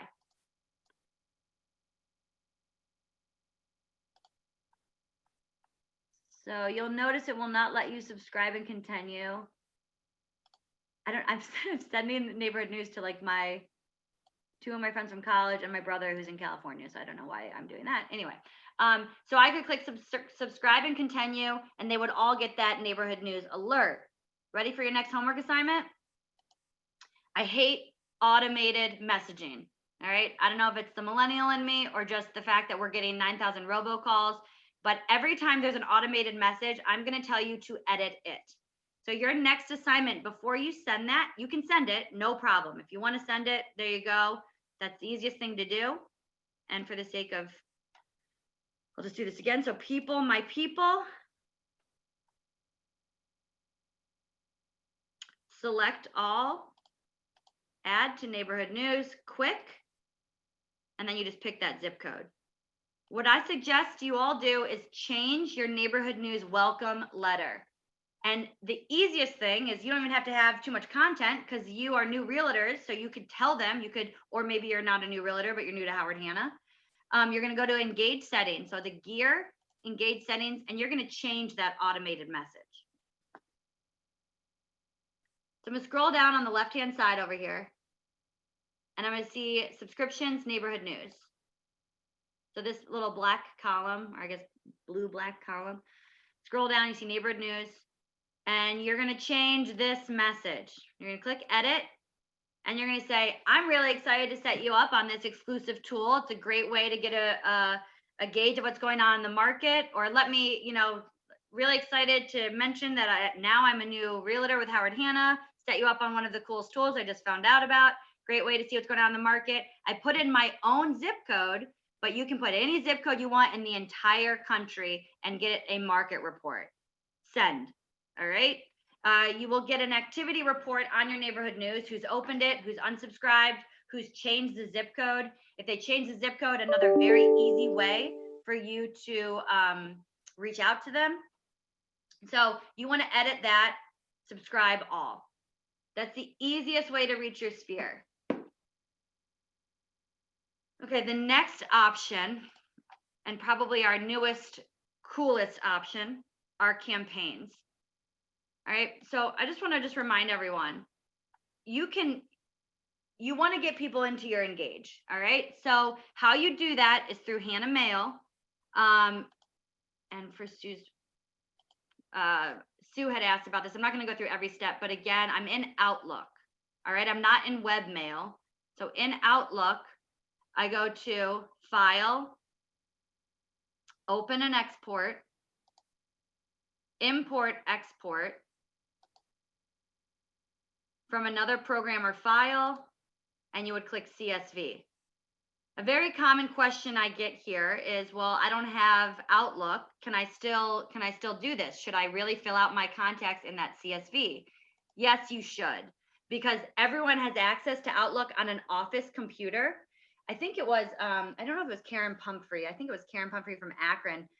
Or maybe it was Stacy Nichols, who said that they make their new agent, here's a checklist item, go to every one of their computers in the office, the bullpen computers or whatever you guys call it, and sign in on Outlook, so that every time you go to those computers, when you sign in the first time, it's going to ask for your name and it's going to ask for your email and your password, and then you're going to get the full version of Outlook, and you can upload your sphere one time, and then you're good. You don't need to worry about it. So everyone does have access to Outlook. If you had a Microsoft computer, you probably got a free version for like 6 months, but there is a monthly subscription. So you'll notice if you have the full version or not. If you don't have the file and import, export, you don't have the full version. All right, let's talk campaigns.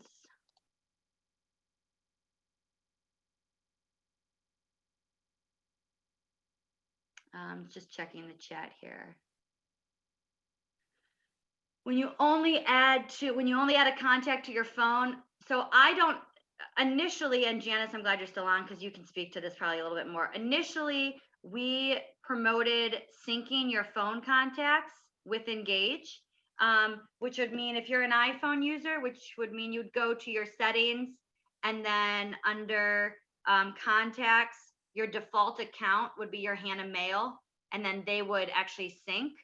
What we found was happening is that your iPhone would go to your Hanna Mail would go to Engage, and then Engage would go back to your Hanna Mail and sent back to your phone. So I laugh, I got 5 Kevin Batailles in my phone once because it synced twice. So I don't necessarily recommend doing that. If you have all of your contacts clean on your iPhone, you can actually go to iCloud.com and download a CSV file and upload that. That's getting a little too advanced right now, so we can definitely do that offline. What I really want people, before we get too overwhelmed with contacts, what I really want people to understand is just start filling this out. 5 people a day. So this is what you need to do. You need to get all your contacts from your phone, from your past job, go through that list that Janice was talking about, reach out to them, get emails, all right? Put their information in here, and then we'll upload them. When you get to that point to upload at the office, we can upload them. Once you do the massive upload or import, then for every new contact that you get, that you email or that you receive an email from, you right click add to contacts. This CSV file is only significant for the first big upload. If you don't have a list yet, you don't even know where to begin, you don't even have people to put in this, someone emails you, right click add to contacts. The second you click add to contacts, they're going to go into your Engage.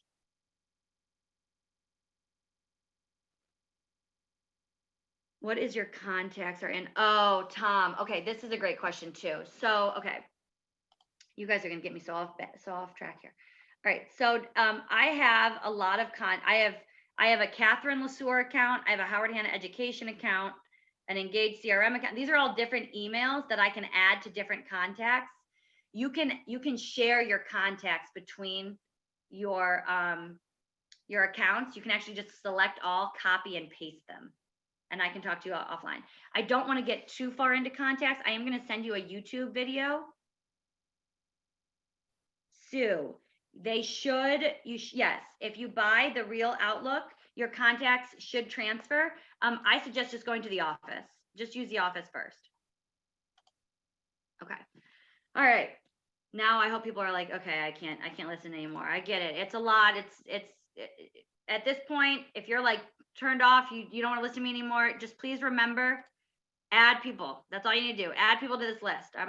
You guys all have the link to the list. That's what you want to do. If you don't have Excel, if you're like an Apple person, you can do it on Google Drive. There's many other ways to do it. Just start filling it out. Okay, campaigns, the next easiest thing to do. So campaigns are automated messages. There's two that I'm going to tell you that you can set up. So right now, I've already told you neighborhood news. I'm going to show you the holiday campaign and the trending at home campaign, because they're all very simple.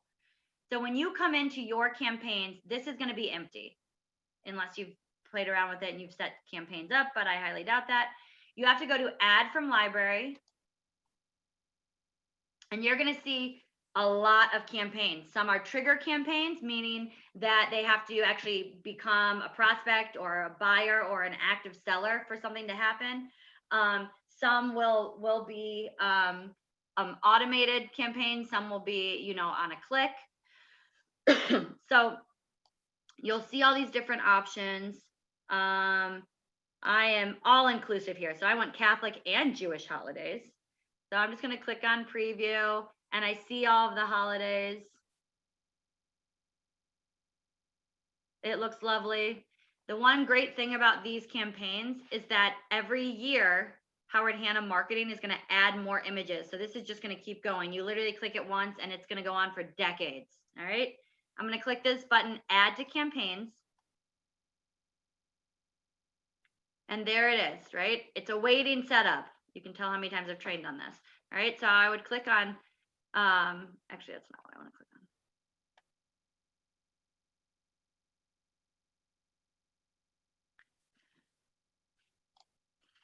Okay, so I want to show you a few things. There's this synced button here. This means that it's connected to corporate. So if they make any changes, you're gonna receive those changes. Let's say that you wanted the Jewish and the Catholic holidays, but you didn't want, I didn't want like, Halloween or something. You can actually delete, I keep hitting the wrong buttons. You can actually delete individual ones if you wanted to, and change content. This is like when you're like really excited and you want to do your own. But what happens whenever you make a change, it's not going to sync. So you're not going to have this for decades and decades and decades, like I had mentioned. Oh, I know what I had to tell you. So when I click to set this up, it's going to ask what groups that I want to send it to. All right. So I clicked on it. I'm going to click add people, because right now there's no one. There's no one that I'm sending this to currently. So I'm going to click add people. And I've made all of these groups. I want to show you something really cool. All right. Groups in Engage are categories in Outlook. Okay? Groups in Engage are categories in Outlook. So when I go to, let's say I go to my, oh, no, not what I wanted.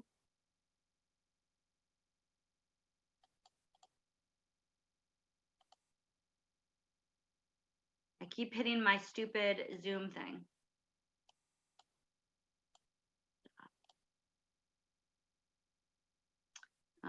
Here, let's do like this one. So under categories, see all these names? Manager meeting, 250 to 350 buyers. So this is me organizing my email, like Jumpstart, investment properties. If you look at this list, it's this exact same list. So I make a group and Engage, it's going to show up in my hand of mail. Remember, Outlook and Engage are the same thing. That's really what you got to start thinking. So let's say I wanted to send this to, I don't know if there's people in any of these. All right, education and training and agents. All right, I see them over here. I'm going to click next.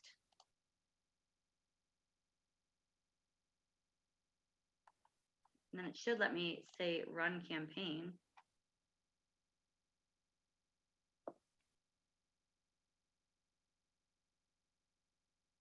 Okay, so here I can just click run campaign and then those individuals would get that. All right, I'm going to show this one more time with one that I want you all to do called trending at home. So I clicked on campaigns and I just want to show you what this one looks like before I tell you what to do. Trending at home is the Howard Hanna, I guess, newsletter that's a great newsletter, again, for people, whether they're buying or selling. It's going to tell you like paint colors or how to get ready for spring and what to do with landscaping and just really, really cool stuff that any homeowner would be interested in. So here's one from September. 5 colors to paint your bedroom. What you know about appliances. So, and then we're just recruiting. There we go. Become a real estate agent. All right. So this is really helpful. Again, whether you're looking to buy or sell, doesn't matter. It's just what homeowners want to see, but it's getting your name out there, right? So here we go in slow motion, I promise, from the first step to the last. So you sign in to Engage. I always fill my water bottle to force me to stop talking, and I don't think I drank out of it yet. All right, I click on campaigns. This is going to be empty for you all. I'm going to go to add from library.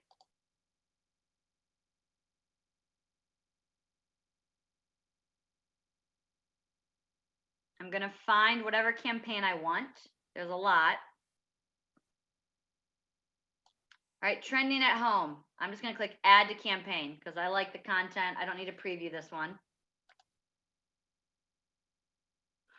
All right, so it is now added for the 4th time. I'm going to close out of my campaigns, and there it is, awaiting setup. I'm going to click on it.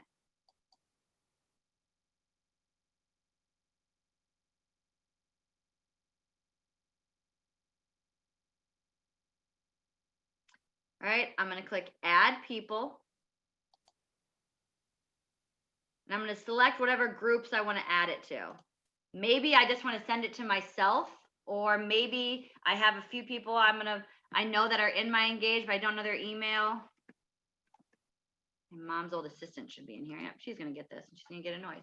All right, so I'm going to send this. I see there she is. So this would either be the people that you've added or the group that you've added. I'm going to click next. All right, so this would show up if you had anyone in those lists. I click save.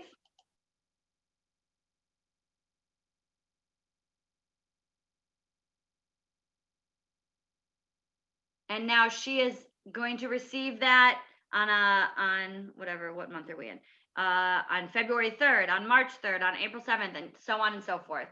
And I don't have to come in here ever again. It's already sent.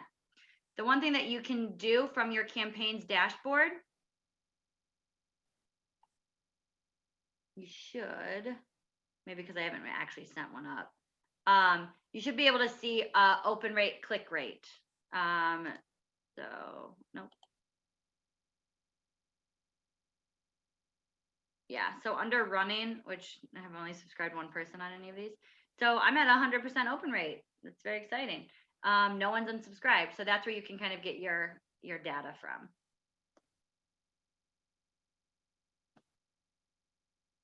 Okay, so that's campaigns. So I showed you neighborhood news. So your assignments in order, if you want to write these down and make your checklist, add your sales volume goal and engage.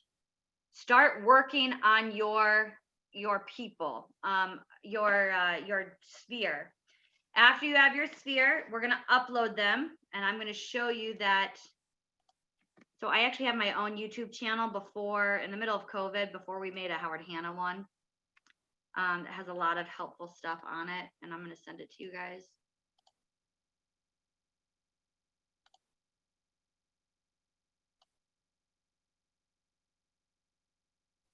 Kate, I'm going to answer a question that I saw that I think got skipped over. Someone asked if the door hangers cost money, and the answer is yes.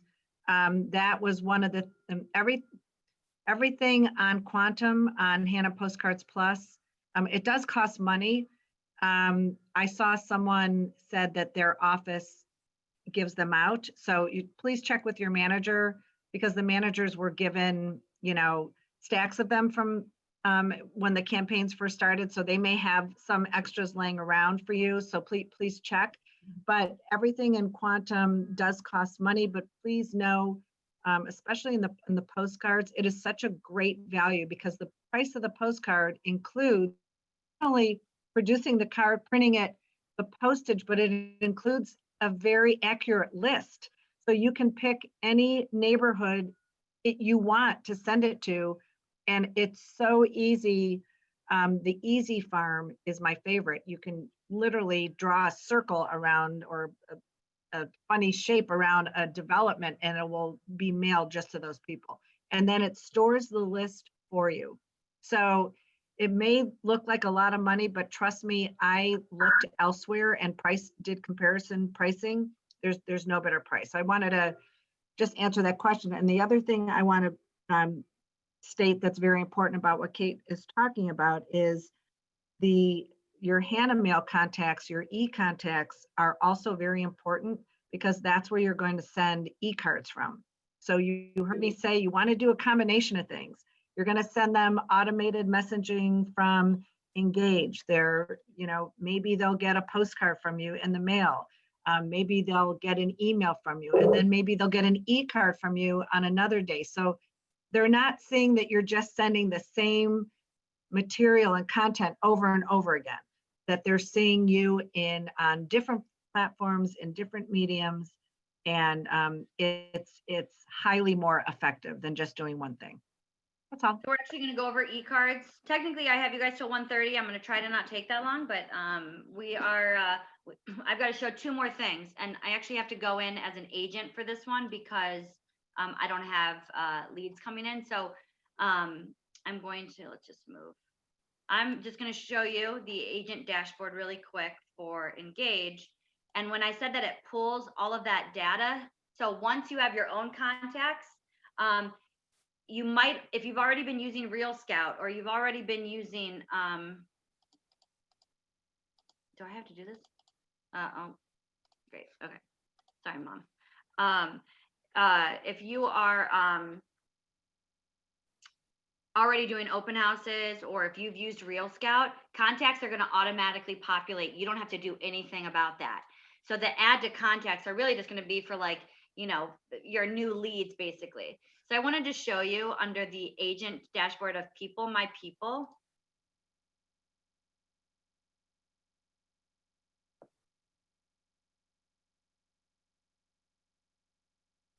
There's this option here that says filters. All right, under filters, you're going to see lead sources. So you click lead sources, and you're going to see all of these different options. So let's say, so Spacio is open to close. So this is a great way to stay in touch. All right, you can actually create a group. It wouldn't be a lead source, but you could create a group that just says like opportunity time, and put people in there, and then put notes saying what house they called about or what they were interested in. but I'm going to click on Spacio here, which is open to close, and I'm going to click apply. And let's find Dan Riley. Okay, well, this is clearly an actual buyer, so we're gonna, don't steal any of my mom's leads. She'll get really mad at me. All right, so I'm in here as this past buyer seller who came in through open to close. I'm gonna look at activity, and right here it's gonna tell me what. So she went to a house on Richmond. They had a property on Richmond in Lyndhurst. She went to that property. So now I know, okay, I know her price range. I know what she could be interested in. From here, I could go to add subscriptions, add her to neighborhood news in the zip code that she bought, and make this personalized.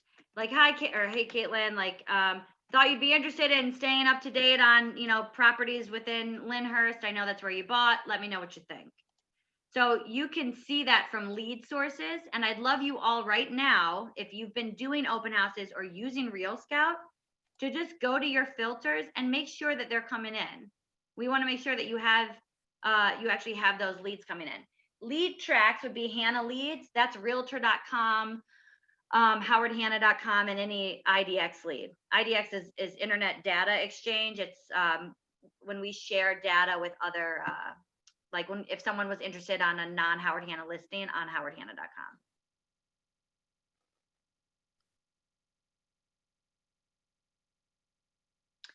Oh, Scott, I didn't know the email, or so I guess training was supposed to be over at 1. That's totally fine. I thought I said 1:30, but if it said 1, you guys can all go. I'm going to show one more thing for those who don't want to, and it's going to be like fairly simple, just in case we're all brain dead at this point. E-cards. So your Hannah mail contacts will come in through contacts as well. Under marketing, you're going to see Hannah e-cards.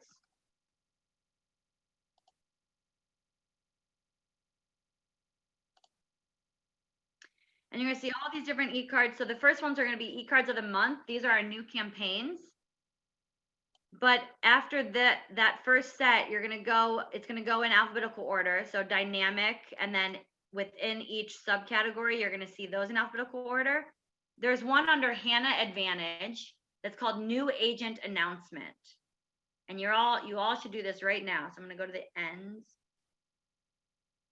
All right, New Agent Announcement. So I can click, let's make sure I like it.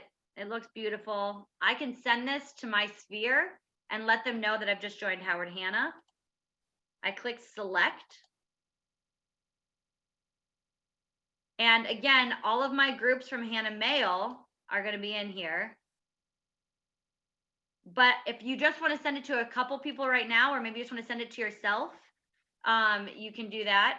So I just click in the name, I just put myself in there. You can schedule dates throughout the entire year. I mean, you could go into next year if you really wanted to. So, I mean, I'm not going to tell them I'm a new sales associate in a year from now, because that's a little dated. But in this case, if it was a holiday one, you could schedule those out. You need something to do during your opportunity time. You're going to send holiday e-cards for the next 3 years. All right, so I just put like, my blah, blah, blah. You can tell I've trained on this before, blah, blah, blah again. I click next. And I just want to point something out. If you click on this to preview, it might not populate your information. That doesn't mean it's not going to show up. It just isn't showing up on the preview. The preview is really just for what you're writing. So I can click send, and I'm going to get an email here in a moment that says, I'm now a Howard Hanna agent. What I like to tell people to do for the 45 that are still on, you guys are so awesome. I would actually say here, like, I'm really excited to announce my new career with Howard Hanna.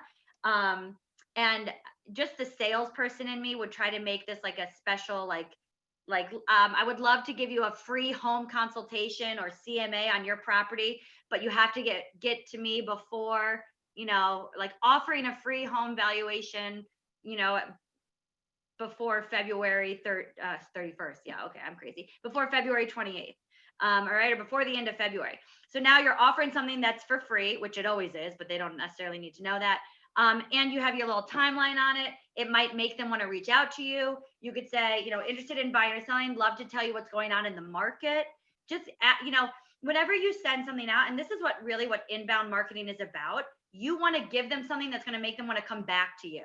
When you think of outbound marketing, and you're getting a preview of my class, outbound marketing is I'm pushing out my goods and services, and I'm going to inundate you with my sales, numbers, and hope that you think I'm really impressive and want to call me. That's not going to work so much anymore. Inbound is I'm going to give you something that you find valuable so that you're going to reach out to me. I'm going to pull you in rather than push out my stuff. So think about that whenever you're doing marketing. This is a great piece, but give them a reason to want to contact you. All right. The other thing I wanted to show you about this. So for those individuals who are saying, I don't have any contacts yet, but I want to announce this, you have an amazing tool called the snipping tool on any Microsoft computer. You also have a screenshot on Apple computers. So I'm going to go back to my new agent announcement. Let's click on these fun people. All right. And I'm going to just search down here. You can also just, so I'm just searching snipping tool. And I'm going to click on new. When I do, everything goes faded except what I'm going to snip. So there we go. I'm snipping this. And it's going to automatically save as a JPEG. I'm going to just hit File, Save As. It's automatically set as a JPEG already. Oh, it's a PNG. They've upgraded. We'll just do this in this. Okay, so there's my new agent. Now that's saved. The great thing about this, if you like social media, and you've already heard that I really do,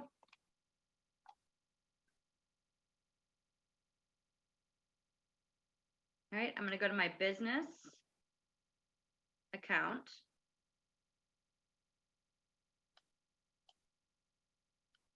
And I'm going to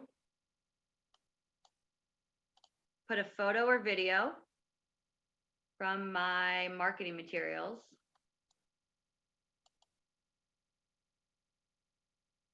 There it is, new agent. And I'm going to put, excited to announce my new career. And I'm going to put the same thing. Are you interested in a free home valuation or market a CMA to know what's going on in the market? I'm going to just post something, although I'm not a new agent, like new agents want to learn how to use the snipping tool for e-cards to post on social media. Stay tuned for a new tech tip. And now I just added work for myself, but it's fine. And then I'm going to put all this good stuff. Whoop, whoop. Kayla sold. Fewer than 1,000. That's terrible. We got to get more posts, guys. Come on. All right. Howard, Hannah has 5,000. Okay. They're kicking my butt. All right. I'm going to hit post.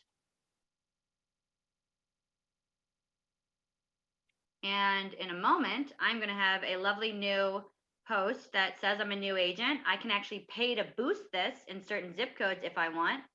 And now I've got my own fun little advertisement. So you can still use a lot of these tools if you don't have your contacts in yet. And that's what I wanted to make sure I was kind of getting the point across. All right. Yes, I can. Oh, good. Okay, people are listening still. This is so exciting when you get those messages. Like, can you do that again? Yes. Oh my gosh, more than anything can I right now. So excited. All right, we're going to do this again. You guys are probably like, I can't take these classes with her anymore. She's crazy. So, are there any holidays coming up? Oh, Martin Luther King Day. Let's do that one. So I'm going to search. I know there's got to be one. There it is. All right, Martin Luther King Day. So I'm going to actually get ready to post this one. So I just searched it, by the way, but you can go down. So I just clicked to view that one. If I wanted to send it out, I'm going to just do the enter emails, and I'm just going to send it to whoever I want to send it. Batman was Kevin Patai. We'll send it to Kevin Patai. All right, and I'm going to send it. I can choose to send this on, what is Monday? The 18th. So I can send this on the 18th. I could put a little, spiel out there, whatever I want to do. Click next. Or I can actually go back to the e-card, click on it just to preview. Don't hit select if you want to use a snipping tool. This is actually a bad example because you need the Howard Hanna logo in it. That's a marketing class. I don't want to do that one.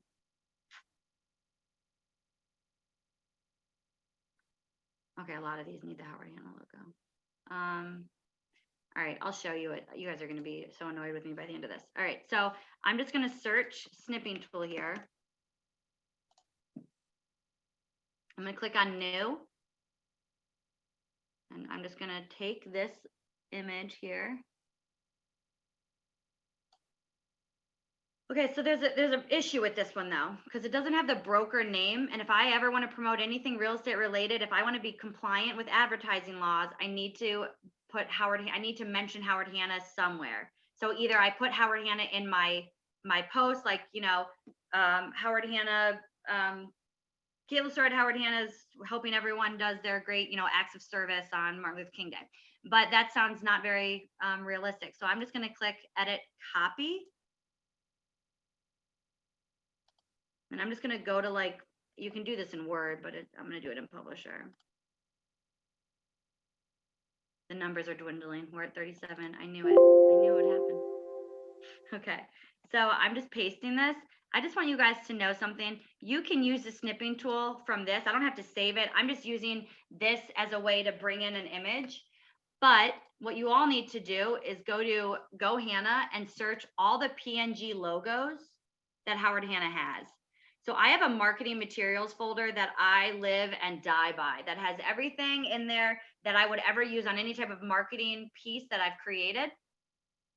So I have Howard Hanna logos, and then I need my PNG logo. So I'm going to show you the difference. Actually, you know what I'm going to do? I'm going to show you the difference between these. So a JPEG is really not a good logo to have unless you are doing like a PDF. So do we all see how it's like white behind it? Like, it's very ugly. That's not a good looking logo. We want a PNG. It's portable network graphic. It is a high res photo. And it's great when you have an image on top of an image. So we'll just do this one. Delete. All right, so now it's actually transparent. I'm just gonna put it, kind of doesn't really fit anywhere, but I would probably spend more time making this look nice because I'm just doing it really quick on the camera. And then I'm just gonna do the snipping tool again. Snip now that I have the logo in it to make sure that I'm compliant. And then file, save as, MLK Day, save. And then do we all know how to do this on Facebook? So I'm just on my page, I go to photo video, and then I select that photo video. Wherever it was. Although this one's kind of ugly, I don't want to use it. All right, but that's how you would do it. Are we all, are we? Okay, can I just add a couple things there too? You can also use this same snipping tool on any e-card if you want to make a print ad or if you want to create one on Canva. We did both this week. And actually, the way that you had to snip this and get the logo on here, Kate, we had an agent actually snip the whole e-card because it had her picture on it and it had all her contact information. And she sent it right to the Hudson Hub, and they just took out the name because it says Dear, you know, Susie on it. And she had a great ad. So you can also use it for that. Yeah, I would just, you know, the one thing about that, Janice, and I would do that for whatever reason, when some people's picture doesn't show up, so that I would send it to yourself and then like snip it that way. Is that I would always send an e-card to yourself anyway, because the way you put in who it's going to and how it shows up, it may not be what you're envisioning. And it takes 1 second. Send it to yourself and make sure it looks okay before you send it out to 1,000 people. So I wanted to just show everyone, I added all of these templates or all of these help documents. So this is the link when you go to your ebook. If you click the Cultivating and Growing Your Sphere. This is a link, but I'm going to also just put it in the chat right now. This has all of the different ways to get started with it. It has the CSV files. If you want the Engage one is way intense. I really actually don't like that one to use. If you're someone really good with computers and you don't have Microsoft Office, then you can use it, but otherwise I think it's too intense. So I'm putting this in here right now. I thought I was. I hope that that wasn't too much. The contacts, quite honestly, is the most complicated part of any type of tech tool. Printing, Janice, you see this question? So either or, I think you can print, you have a certain limit or maybe you're charged per color printing at the office. It's pretty cheap to just go to like a Kinko's and might be better setting up an account there. If you have good stuff at home, you can print it that way. I mean, it's kind of six of one, half dozen of another. There are some good resources for outside printing, but yes, you are given X amount of free copies. Every office has a different allocation, so you'll have to ask your manager. But you get a certain amount of free color copies in your office, and then for every listing that you get, it increases it substantially. So it just keeps going up. So sometimes it's cheaper to do things in the office. So just check with your manager. I think. So you guys might have been right because I think we started at 9. They're only supposed to be 4 hours, so I definitely went over. But you already figured out I can talk forever, so I'm sorry. I hope that was helpful. There will be plenty of other times that we can review that if you're interested. I mean, I'm pretty much going to be here every day. Sometimes I'll have another meeting on another computer, but if there's something that you want reviewed, I can certainly show you again. It is recorded. The entire week will be shared, although I don't know how much of Monday was recorded. I think just the last half by accident. So any other questions for me, guys?